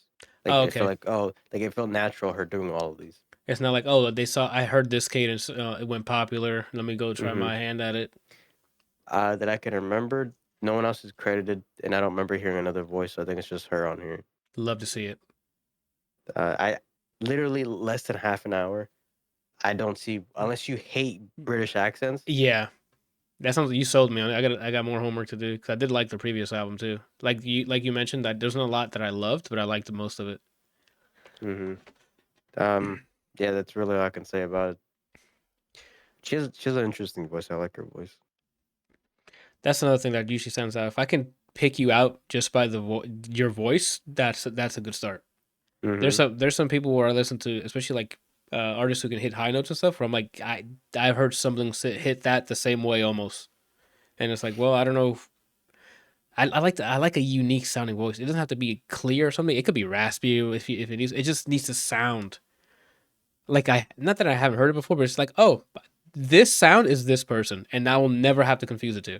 Mm-hmm. And it doesn't have to be like they only like a niche voice. So sorry, I keep bringing up these examples, but like Halsey, who no matter Oh, what, that's what her voice is, and mm-hmm. Adam Levine, Yeah, that's what their voice is. You have people who have range, like The Weeknd or Frank Ocean, or Ordell. like Ardell. Alicia Keys has been able to do multiple things like that. Beyonce, she's done different genres and different styles with her voice. She's trying to get a Grammy in each genre. So let's just let Yeah, her cook, I guess. so you can tell her voice. Like I'm trying to think how to explain it. So Brent Faiyaz, one of my favorite artists currently, he's not doing things that people have never done with his voice, It just but sounds you can him tell it's him when he comes when on. he started comes exactly. It's just a unique sounding voice. Both in voice and in writing, like for the most part, just their approach to a song. I'm with you there. Same thing with and someone who is like a middle ground whose voice is she sounds like this, but her range sounds good regardless. Is Baby Rose, Baby who Rose. I mentioned before. Yeah, What she track? has a she's in okay, so she's not credited, but I know it's fucking her. In Vince Staples' album, Shame on the Devil, Shame on the Devil. the Okay, album, she's on that. that That's the female girl. voice, That's yeah, Shame on the Devil. That's her fucking voice. She's not credited. Let me look, because she she might doesn't have a be. feature. He might When I not. say credit, I guess it's because when they say feature. Gotcha. But let me confirm what I already know. Right. Um, But you might be in a different timeline though. You got to be honest with yourself. Credits. Now I need to look up her name, what her actual name is, and see if that's how she's credited. So I gotta go Baby Rose, All right, here we go. and There's then a dive okay, deep live here. Jasmine Rose Wilson. So if I don't see that name on here, I'm getting upset because I don't see that name on here. But I'm looking at the wrong song. Looking at the wrong song because I hit credits on the whole album. Oh yeah, that's not how that works. You got to go to the track itself. You see her name on there or no? He's looking. Yep. Additional vocals, Baby Rose. There you go. You Fucking called knew it it. was her. But she has a voice that it's like that. Uh huh. If you only heard her voice, which is Yeah. what I did for like a year or two, with no The oldest music. person imaginable. If you only heard, you'd think she's the oldest person imaginable. That's how her voice sounds. And then you look at her, she's only 30. And you're like, how the fuck did you sound like this? Practice, bro. Or maybe she grew up around. Maybe she grew up listening to those old timey songs. So, I mean, again, the superhuman ability, adapting. She Hmm. heard all of that, and she's like, oh, I can do that. She does a good job with like, she's an old timey voice, but it fits like modern R&B or when she's doing more singer songwriting stuff, Mm-hmm. or her album that came out this year, Bad Bad Not Good. Mm-hmm. It's kind of more up temp. Does a good job in that. But her voice sounds like That's that's what her her. voice sounds like. That's her signature. Yeah. Sorry again. Yep. While it sounds the same like a Halsey or Adam Levine, Yeah. it just fits so much. Same thing with Bruno Mars. Honestly, he's another good example of that. You notice Yeah. He's Bruno, he sounds like this, but he fits it into so many other different styles of he music. finds a way to fit his voice into it, not just slaps it onto the track. Hmm. I know what you mean there. I mean, he's also done from crazy cool upbeat songs to slower ballads or even slower pop songs. I guess like Grenade's a slower pop song. Hmm. And you can always tell it's him. Yeah. When Silk Sonic came out, I'm like, oh, I guess it's Bruno Mars and who? Cause his voice immediately, I'm like, okay, I know Same he's thing, in it. honestly. That's what's crazy about that group. Anderson .Paak, I know that raspy ass voice from anywhere. Anywhere. Like I'm like, oh, that's Anderson .Paak. Like it's not a diss on him. It's like you made a sound. I know what you sound like now. So Hmm. I could lose myself. Like there's Anderson .Paak. When as soon as you talk, I'm like he's standing over there. Caliucci. The thing, it's Same with interesting. Caliucci. Same Exactly. thing, Caliucci. Same thing with Lana. Despite a lot of her sound coming from like the way that like the reverb and everything, like the effects of her voice Yeah, is like her sound. Not I to can say see she that. needs it, but I can see that. Because even in the just Coachella set, like even though you couldn't hear a lot of the reverb sound, you could still hear her if that makes sense. When the you can still mics hear were that's her working, singing. yeah, Yeah, but that's the only thing that sucks is like when that's a lot of the style of your music when you hear it live and they don't put those effects into your mic. it'll throw off. Like you're like, It what's happening? it throws you off. Then it's like it sucks that you can't get the one to one from like listening on an album to listening to it live. Yeah, Billie Uh, Eilish is another person. You can tell her. What's funny is her voice is like the way she sings is highly emulated with like the indie singer songwriting people there's a who have like lot. I mean, I don't want actually. I'm not throwing names out there, but there's like my god, is her name there's a lot Bia of people. Miller? Bia Miller has a lot of Billie Eilish sounding stuff. Hmm. And like from the time that she came up, there were so many. You go on SoundCloud, so many people sounded similar to her, but even now, you can tell it's her as opposed to being the army of people, the singer songwriters Yeah, that sound she like her. separated herself Hmm. from the group, which is fine. It still sounds a bit like it, but then she has the production behind it now. Just the production and her new album, she has way more range than when she debuted, in my opinion. Yeah, I'm She with you she there. stopped doing she stopped doing the just like lower singer songwriting stuff, and there's range to that shit. La Amor de mi vida, bro. That song is slapping, bro. Birds of a feather. When I heard the album, I was like, one, game of the year, and then two, just that song is game of the year. I was like, this is gonna be a single, Yeah. just from here. And then they play at the Olympics. I'm like, I mean, yeah, give it's me money. easy. There's that loop in something on that song. Ba-na-na. No, What? that's a different song. Never mind. Yeah, you're thinking It's of that's Lovey. The one I just mentioned. The one you're talking yeah. about is I don't wanna stay. Mm-hmm. Yeah, that's an easy. That shit goes off. Uh-huh. That's a good single to pick, and then the rest of the album wasn't lengthy, so you can sit down with the rest, like what 6 other tracks that was on there. Maybe it's more, and I'm just not remembering a lot of it. But yeah, man, the music, the vocals is a huge part for me. That's why I don't rip on metal music, but after a point, they sound so alike, and I'm like, I can't. I've grown an appreciation for metal in the instrumentation. Same. I can't follow the vocals. So you guys are like, oh, they're this much better than the other person. I'm like, fam, that sounds very similar. I used to shit on it, but I mean I know one, teach their own, and two, there's a skill in it. I used to think, oh, they're just vomiting, but there's a skill to doing that. Uh, There's definitely a skill to it. It's just the but skill what? between people. Hmm. it- there's too much overlap for me to be like, all right, then the nuance and the details and your skill is not. I It's don't see just it. I don't listen to it enough to be able to be the nuance in that. But that being said, if I'm listening to it more often than not, I'm kind of lost in the actual instrumentation of it. Same. And I blame Doom for that. Like I was not a fucking instrumentation for metal stuff until I'm in there killing demons, and I'm like, I see where the energy comes from in this. It's just The nonstop energy the entire metal song. I'm like, okay, I get it. For me, it's the drums. Like once I started listening to more jazz, I'm like, yo, that this is like kind of what people call elevator music, but that drummer's going fucking crazy. He's going ham. And then that, like, alongside hearing more metal music, and then hearing yo that drummer equally going off. Mm-hmm. That I was like, oh, okay. I was being a stupid bitch about this. But I'm not. I agreed until the vocals part. Like I'm like, no, that's still the same. That's you can interchange people. Not that all of them sound the same, but I'm saying is like when you get two good ones and you put them next to like that sounds too similar to me to be like, okay, this one's better than the other. Alrighty, Mm-hmm. I don't know how we started this rant. massive rant, but yeah, I don't Oh, know because what Little it. Simz' voice. That's it. Gotcha. Thank you. I'm like, I don't know how the hell we got here, but we're here. So in the last one that I have on here, I didn't know who these people were. A coworker told me about them having a tiny desk, thinking that I told them about the tiny desk Okay. when I didn't even know who these people were until. So that's weird. Oh, So because reason, he accidentally went to the future, talked to future you, and then you were like, "No, this thing slaps," and he's like, oh, okay," and then he forgot it was future you. That's what happened.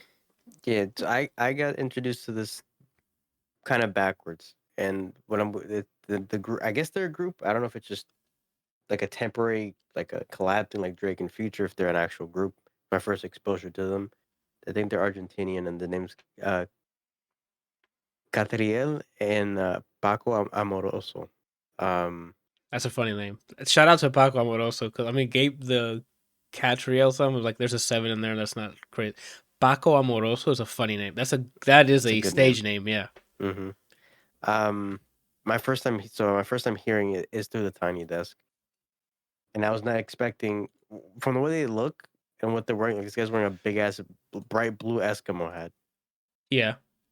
Um, the way that these songs sound, where it's like the cadence and the vocals are what you would hear on the radio or like Mm-hmm. in the club, but then it was like jazz fusion, something I'd hear from Persona. Yeah.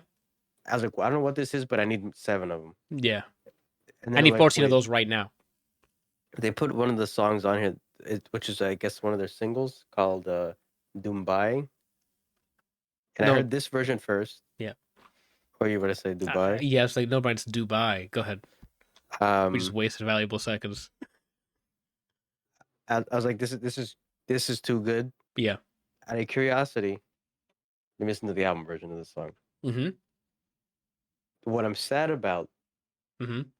is that the album version is more what I thought they would sound like from their cadence, where it's like a kind of like a 1 year bumper kind of, but in Spanish kind of instrumentation, Okay. as opposed to everything they did on the Tiny Desk being more like neo soul, jazz fusion kind of sound.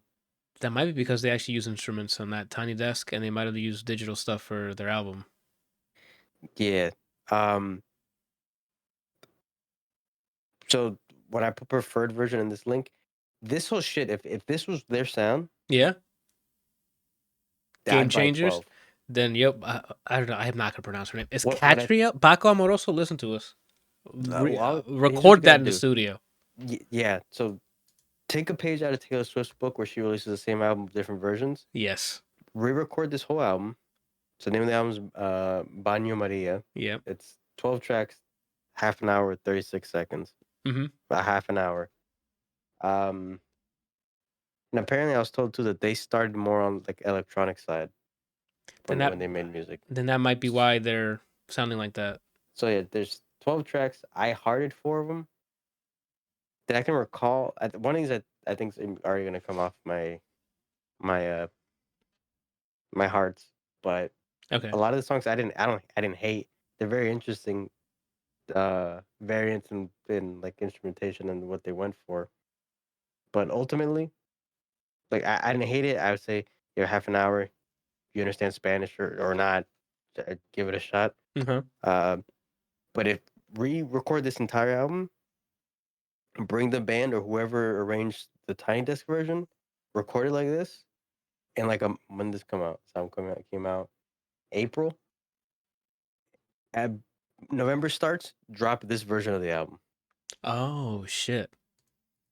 I'm with you on that. because this shit's crazy. I mean, I only heard a couple seconds. I'm like, oh, these sound pretty cool. So if they don't sound like that in the album, then yeah, I'd rather have the couple seconds I heard in the preferred version. So I'm like, oh, this Yeah, sounds cool. when I'm telling you this is so far up my alley, it knows my address. Oh damn, it's living there with you now. Yeah, Mm-hmm. It's yeah. I say waiting in the alley. give the album a chance, and if there's anything you like about the album, go listen to the Tiny Desk version, and then somehow convince them to just Tiny Deskify their album. Or just have. I mean, I'm sure they can get some setup. I don't know how the Tiny Desk stuff works, but if that's a little studio they own, just wire that shit up with studio stuff to record the instruments and just release it and then master it later, right? They probably have the audio separate. The only reason I want them to re-record everything is I don't like the way it was mixed for the Tiny Desk. Well, if they have the audio, they can just mix it appropriately then. But I'd rather them just re-record it. Ah, yeah, it'd be great if you just did it all over again. But hey, man, we got like all these tracks. Just do it again.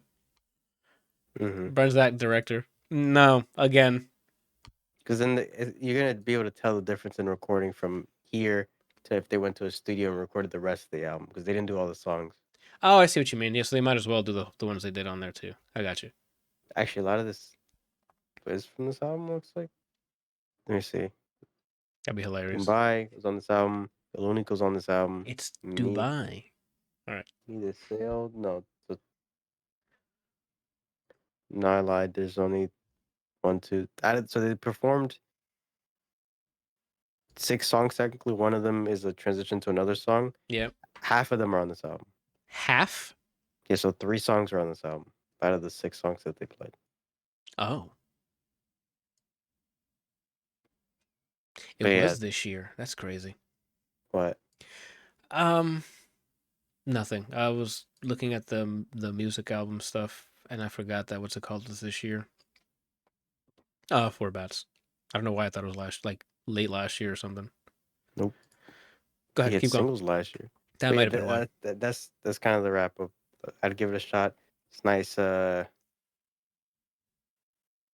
It's a nice mix of like what you would hear in the club, but in Spanish, and also kind of electronic take. Very very weird writing for some of it. Like the choruses is one that's like whatever. It's just a weird. It's just an interesting combination. Of So like electronic meets like club or Latin pop kind of stuff. I'll check it out then. That sounds like a good But for time. sure, because it's short, it's a shorter set. Watch that whole Tiny Desk. Okay. I might do that. I'll put that on like as they call it the iPad kid, where it's like they can't like do anything without watching something, like when they're Mm-hmm. eating or something. So while I'm eating breakfast or something, I'll put it on. Okay. I think that's what the term is, like iPad kid or whatever. Like they always here's your food, and then here's an iPad to distract you or some shit. Or maybe I'm getting that terminology completely wrong, and I just cursed an entire country. I don't know. I don't know, man. It happens. Okay, I just have so much music homework. Now for the finale here. Warhammer 40,000. Space Marine 2. What do you guys think of that? I'm working on my announcer voice. Doesn't do a soundboard sound, but you wouldn't be able to hear it. So Yeah, I cannot risk that. I also forgot that I don't have access to the fart unless I'm in certain servers. Yeah, that's. I guess that's on purpose because you're just DMing someone where all that Yeah, stuff is stored on a per server basis. I'm assuming in the backend. yeah. Get Nitro to access all of them anytime. Oh, okay.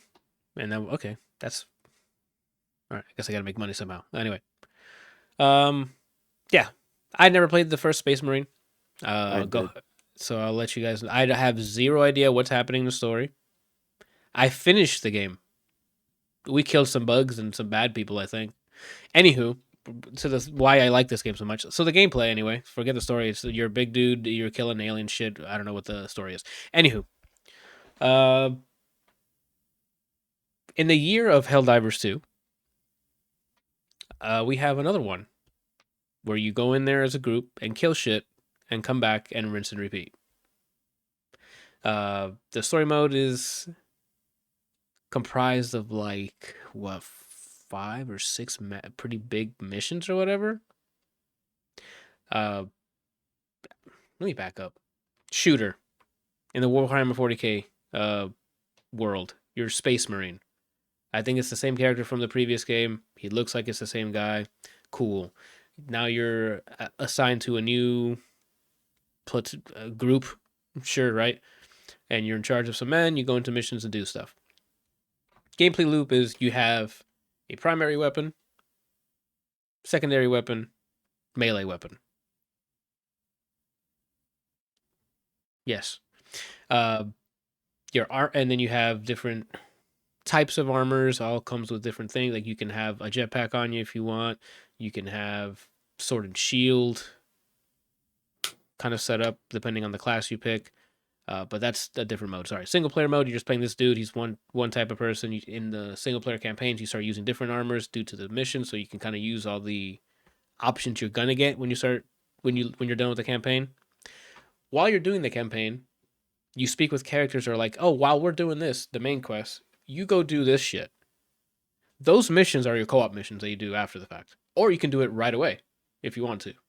You can do a main mission, and then to see the other side of that main mission where you're getting assisted from a different squad, you go and play that squad, either by yourself or with 2 other people. I think it's 3-player max co-op. So Do you depending, ever go ahead. do you ever fight something with the main character if you're doing the co-op? Because never. Not in the same spot. There's no overlay. You will never have both of you guys rendered in the same level. Mm. You're technically in the same area story wise, but they're doing something else. So while that's happening, in the main quest, you're going off shooting aliens and or wizard traders or something. I apologize for everyone who knows stuff about Warhammer. I know nothing. I'm there to shoot things and have a good time. So I'll miss everything. Um. So yes, you're going in there, exploding stuff. That's how it's set up. I thought it was a pretty cool way of incentivizing people to go see stories of a different squad. But then that's just the co-op mission. So I'm like, I can live with or without that stuff. Main mission again, there's different difficulty levels, and of course I played it like on the easiest one, so I couldn't tell you the difficulty on that. It was just a fun time shooting, killing stuff. It has for combat, you can shoot people with your primary weapon, secondary weapon, melee with your whatever melee option you chose. There's like in Doom and Doom Eternal, there's a executioner level of stuff. Like if they take a lot of damage, you can go up and do an execution on people. Uh, it benefits you because it restores an armor in your health. So you have health, regular health. They're like goes down. You have to use medkits to come up. Then you have armor points if you make like little armor sections, I guess, of that you can use. That can withstand a couple hits or a physical hit. You can regenerate them by doing executions. So if you're running low on armor, go in there and start cutting people in half, bro. There's a good amount of animations per melee weapon, if that makes sense. So like different finishers. They also do a good job of letting you parry almost every physical attack, especially if it's well timed. You can do there's regular parry and then there's perfect time parry. Well, with more bonuses, like for the most part, if it's a small enough creature, you just insta kill it on the parry because there's an animation for it. Like there's little small creatures that are like keep their distance from you and wait for like an opportunity to come get you. But like in Spider-Man or Batman Arkham, you have that little blue indicator. Hey, shit's about to happen, right? That kind of tells you, hey, your window for parrying is coming, so get ready. So something will jump at you, you'll hit the parry button, and as in the middle of your shooting, he'll stop and animate, he'll catch something in midair, rip it in half, and then like, oh, we're back, and it is just violence. If you're just trying to load in, kill some bugs that probably deserve it, right? Rip them to shred it's gory, you can shoot things. There's a lot of moments of like I don't know if you guys played or I think Brian you played World War Z a bit. Nope. No, not at all. What's Nope. another? Is there any example of like a horde game where you see like a absorbent amount of people coming at you? Dynasty Horrors. Okay, it's not the same. Okay, but like that, where you see a lot of smaller alien crutch things, and not all of them populate the battlefield. You just see them like moving, and then they'll spawn up the thing if you need to. Like it'll climb whatever cliff, whatever to get on there. But then there's sometimes where there's a buildup, just like in World War Z, and you can shoot, throw grenades to knock down the buildup so they don't climb all the way up. Uh, there's bigger bodied enemies there that you need to like focus on because if not, they'll COD obliterate Zombies might be the closest thing now I think about it. Sorry to cut you off. for like a horde thing. Yeah, that I've played. Or Back for Blood.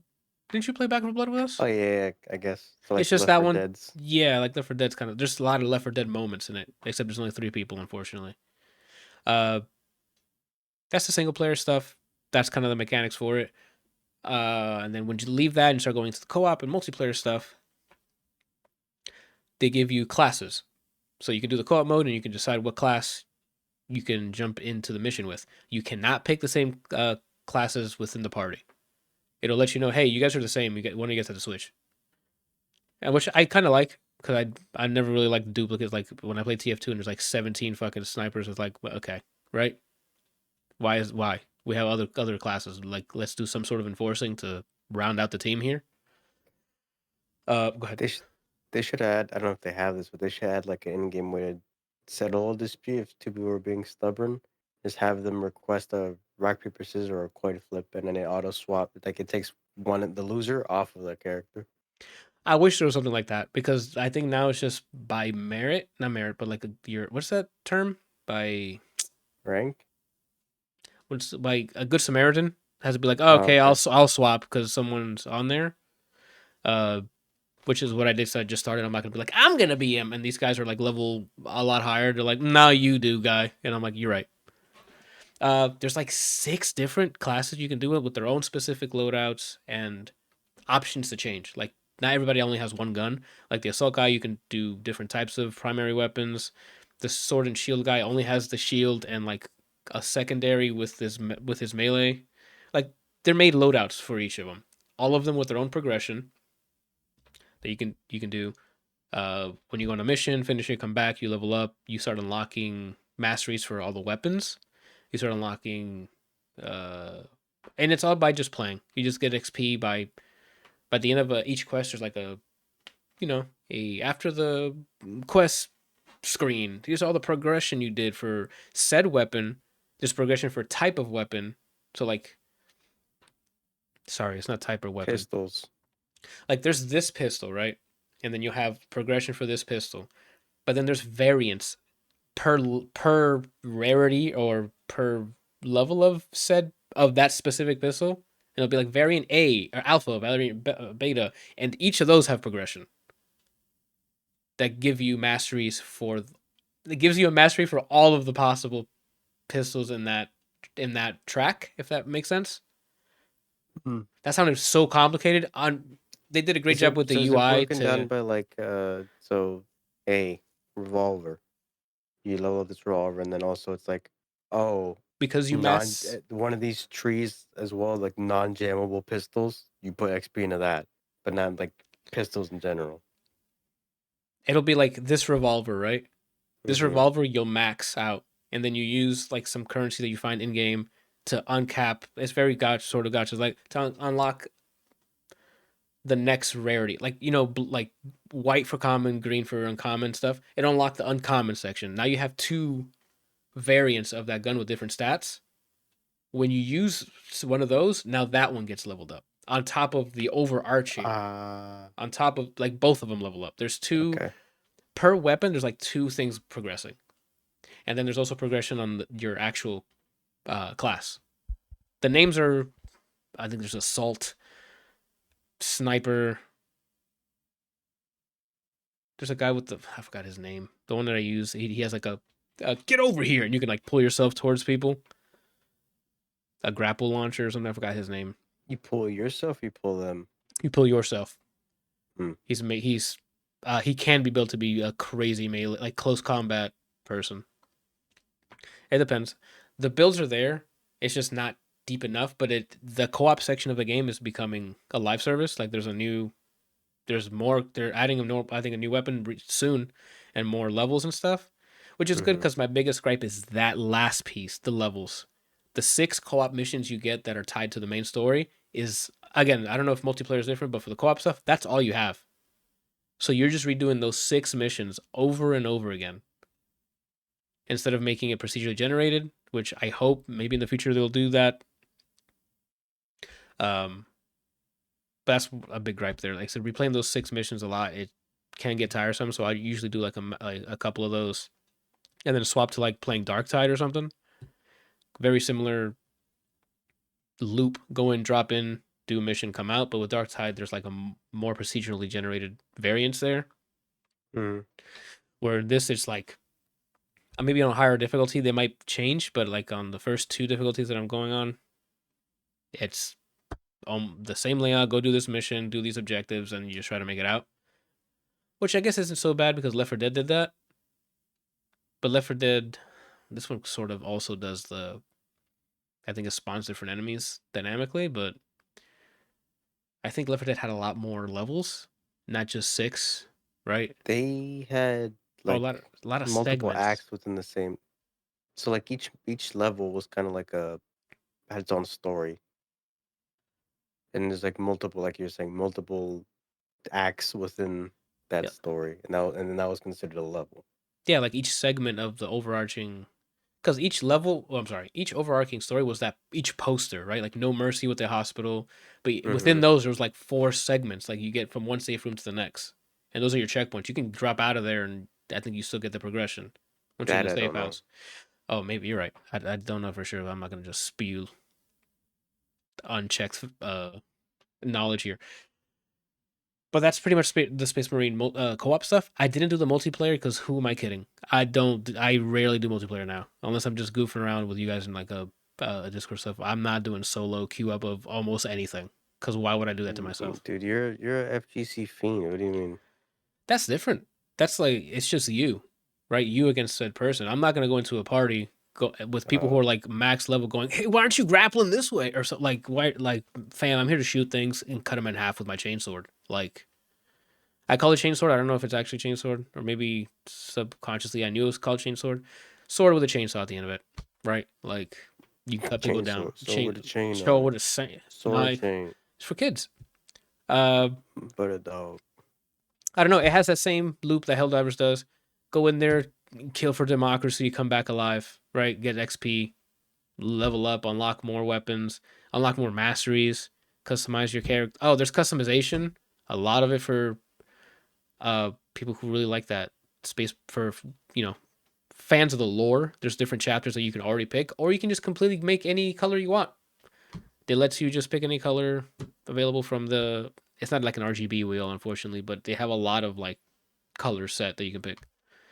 And different armor, you can mix and match armor between different chapters to make your own one if you want. That's about it. I wish it was 4 player instead of 3 player.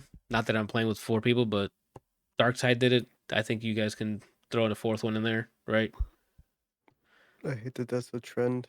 Yeah, I'm not sure what the thinking of that. Like, I don't know. I guess it's less. It's obviously less resources for networking because one less person. But I don't know if it's that substantial where we need to start making 3 people a thing. Like I 4 think it's was because they're the. not trying to do balancing in a smart way the way Borderlands does, where it's skills for people. They're just trying to have it balanced this way, and if maybe with four things get too easy. I guess that makes sense. The progression doesn't work that way here. There's no like skate. Like if it's just mission based. Everything's mission based. There's only 6 missions. That's my biggest pet peeve. Like the co-op stuff could be huge. Like it could be its own dark side. Like dark side's a first person version of Helldivers, and this is what if we just made a third person and just made a third person version of dark. Like it could be that where it's fun as shit to go in there, kill everything, do cool parries, the animations of ripping stuff. Like the vibe is there when you go in there, landing in there. It's not the same vibe as Helldivers. When that music plays and you guys are shot through, it doesn't have that. But once you're touched down and you're killing stuff, it's there, dude. It's just a fun time just shooting things. It's very arcadey.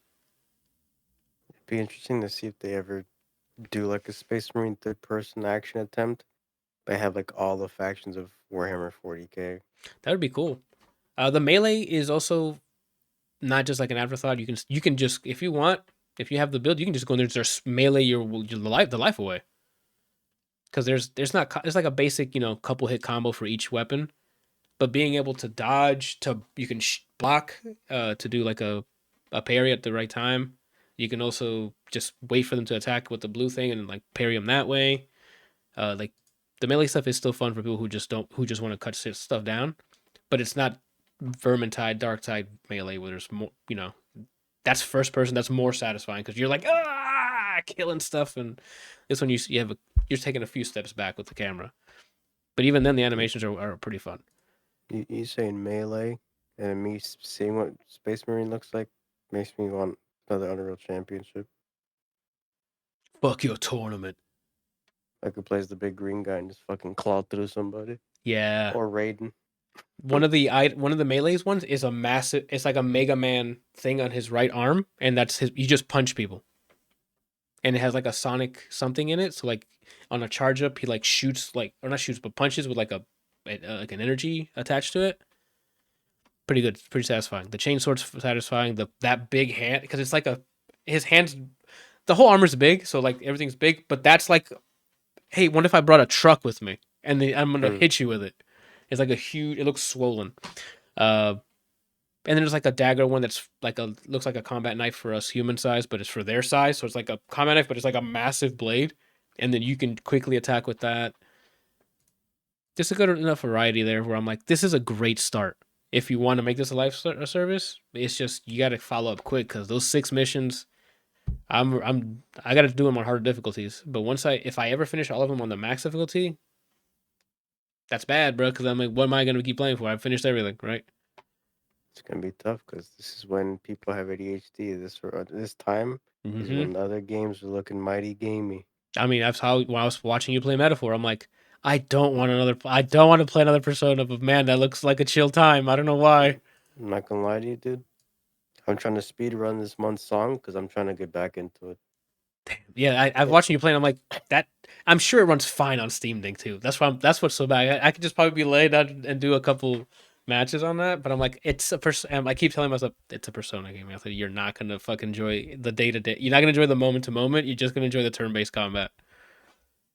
I haven't gotten far enough where I'm doing more of the day-to-day stuff. More often than non-Persona games, you have this amount of time to finish this dungeon or whatever. I immediately try to beeline through all of it, and then I do the stuff after. That's what I did too for Persona 5. I'm like, I'm not fucking around with time limits. I'm gonna knock this thing out, hopefully. And then when I do, I'm like, all right, cool, and I can just fuck around until the day arrives of whatever is happening. Mm-hmm. So I haven't gotten too far, like story wise, but it's mostly doing the combat. But boy, did I forget? It's scratching that itch. The itch that was there, the itch that you didn't know existed. Yeah, that I forgot about. And it's nice starting the game and not having a party member I already hate. That's fair. We'll talk about it when you get further in. But when I was watching, I'm like, those characters look like the main characters of the previous Personas. One of them does. The guy. Both of them. The blue haired guy, the guy who joined. Oh, like no, that. Okay, I was talking about like the main character for Metaphor looks like the main character from Persona 3 with 2 different eye colors. And then the gray haired one was 4. Yeah, it looks like 4. But then the person that joined after, that's when I guess we had to make new assets. Yeah, that's another thing. I'm like, I'm not gonna buy this fucking game when a lot of it's reused assets. I mean, beefed up maybe, but it's whatever. Yeah, that stuff I can overlook, but everyone has, besides my character, everyone has a European accent. So as you know, I gotta binge to the game. Yeah, the bias level hit immediately then. The soundtrack's interesting. It's more like fantasy-ish, medievally. The only nitpick is like the battle song.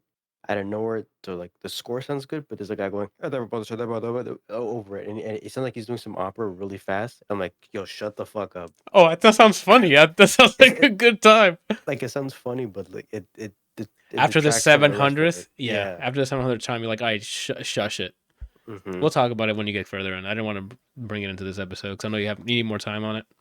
I need to speedrun my productivity so I have more time to fucking play this. That's fair. At this point, make a Metaphor song then, inspired by it, because if you want to get back to it. No, So it's not jazzy anymore. Damn it! I was really like the Persona 5 one, man. no, this is more orchestral or more like scorey. Okay, that makes sense. It's a more adult story.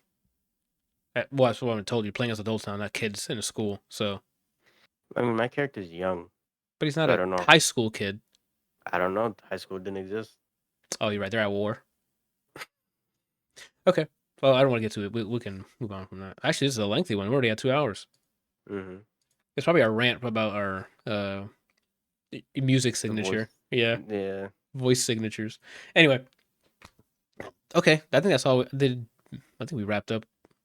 Space Marine. If you liked Helldivers, this is similar. It's just it doesn't have the dynamic. It doesn't have the size of Helldivers. That makes sense in terms of going in there with different missions, the procedurally generated stuff. It doesn't get too dynamic, unfortunately, but I hope in future updates they would. It is a fun action game, dude.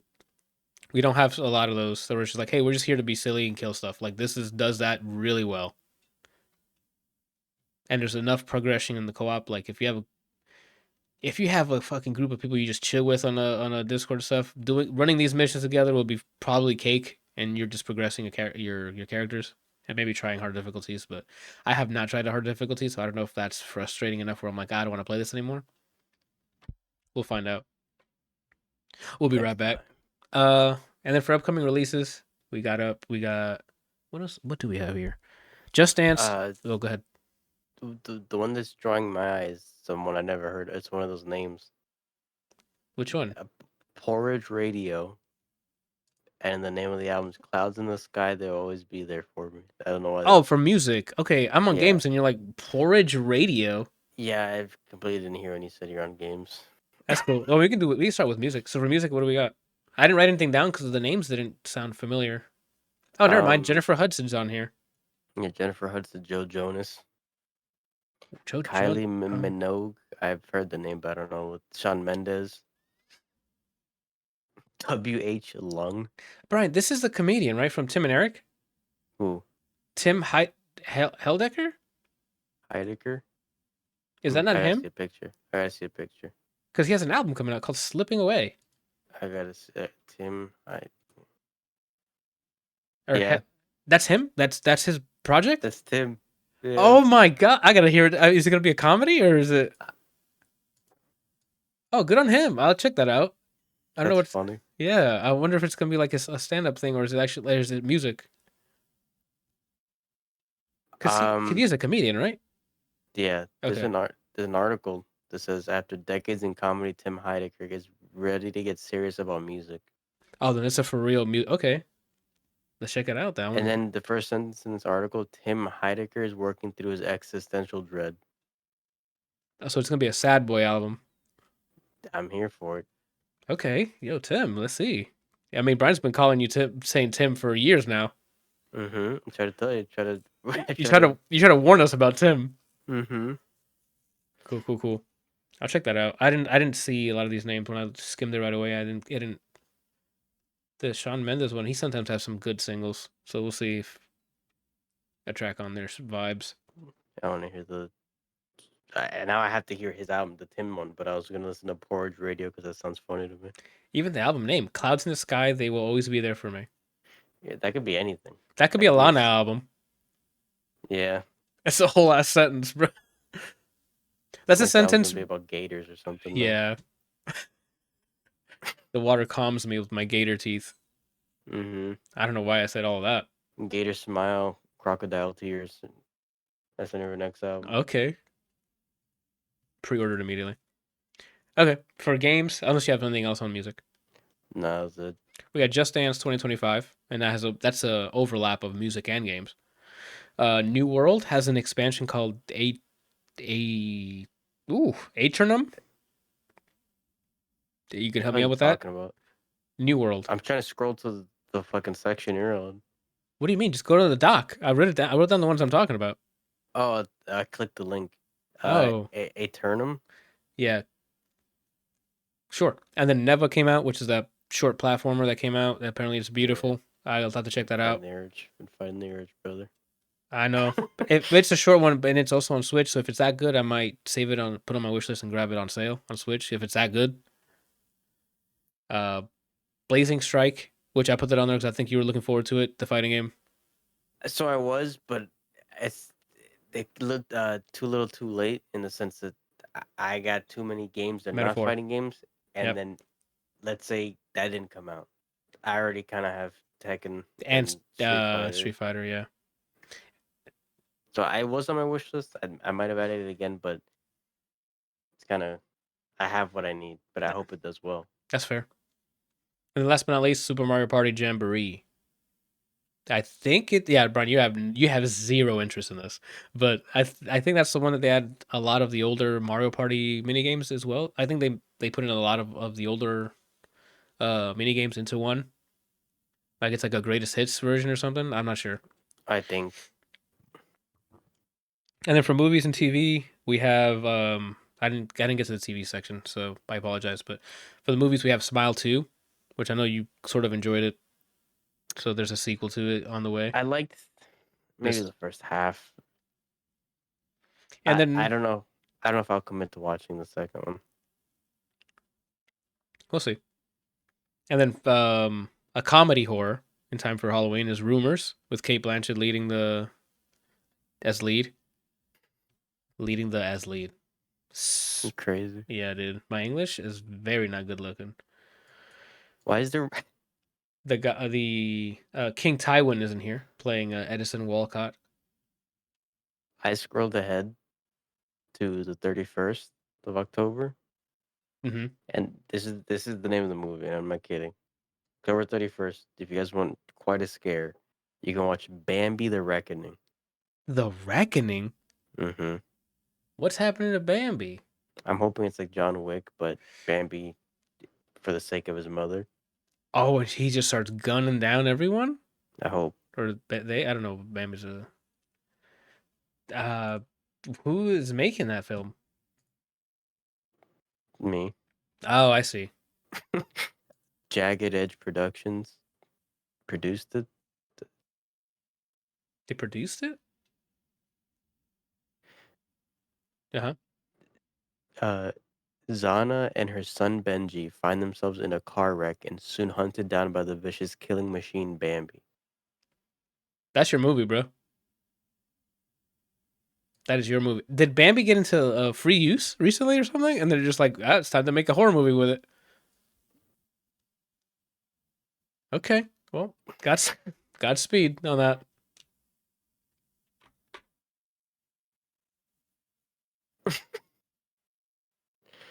All right. I didn't know. I had no words. I was sitting there going like, "What? This is what we're doing now. This is the movies we're making." I Okay. mean, why not? I mean, they did that Winnie the Pooh one as well. Where it's supposed to be like a horror one. I'm not sure how that did, but Godspeed. Anywho, that is it for this week's episode. We came at you with double the trouble with 2 hours here. We've been going a little less, keeping it nice and short and sweet after Sabrina set the tone here, right? I don't have anything else. We'll be back next week. I think last week I talking about UFO 50 this week, so I might save that for next week. Or I might just go ham and finish Astrobot before then. We'll see. Because that's been on the backlog for a bit. Mm. So we'll see. Oh, and yeah, Astrobot. I should definitely, after playing Granblu Fantasy, I'm like, I should really finish Final Fantasy 16. Because I think that's probably a way better. No offense to the Granblu, I think there's more in Final Fantasy 16 than there is in Granblu. Gameplay gets stale, but I enjoyed the narrative. Okay. That's fair. Okay. That is it. Brian, you have anything else? Anything you want to I'm plug or pregnant. anything? Oh, okay. Well, congratulations. No, I don't have anything. All right. We'll be back next week. Thank you guys for watching, listening, both. That's it. Bye.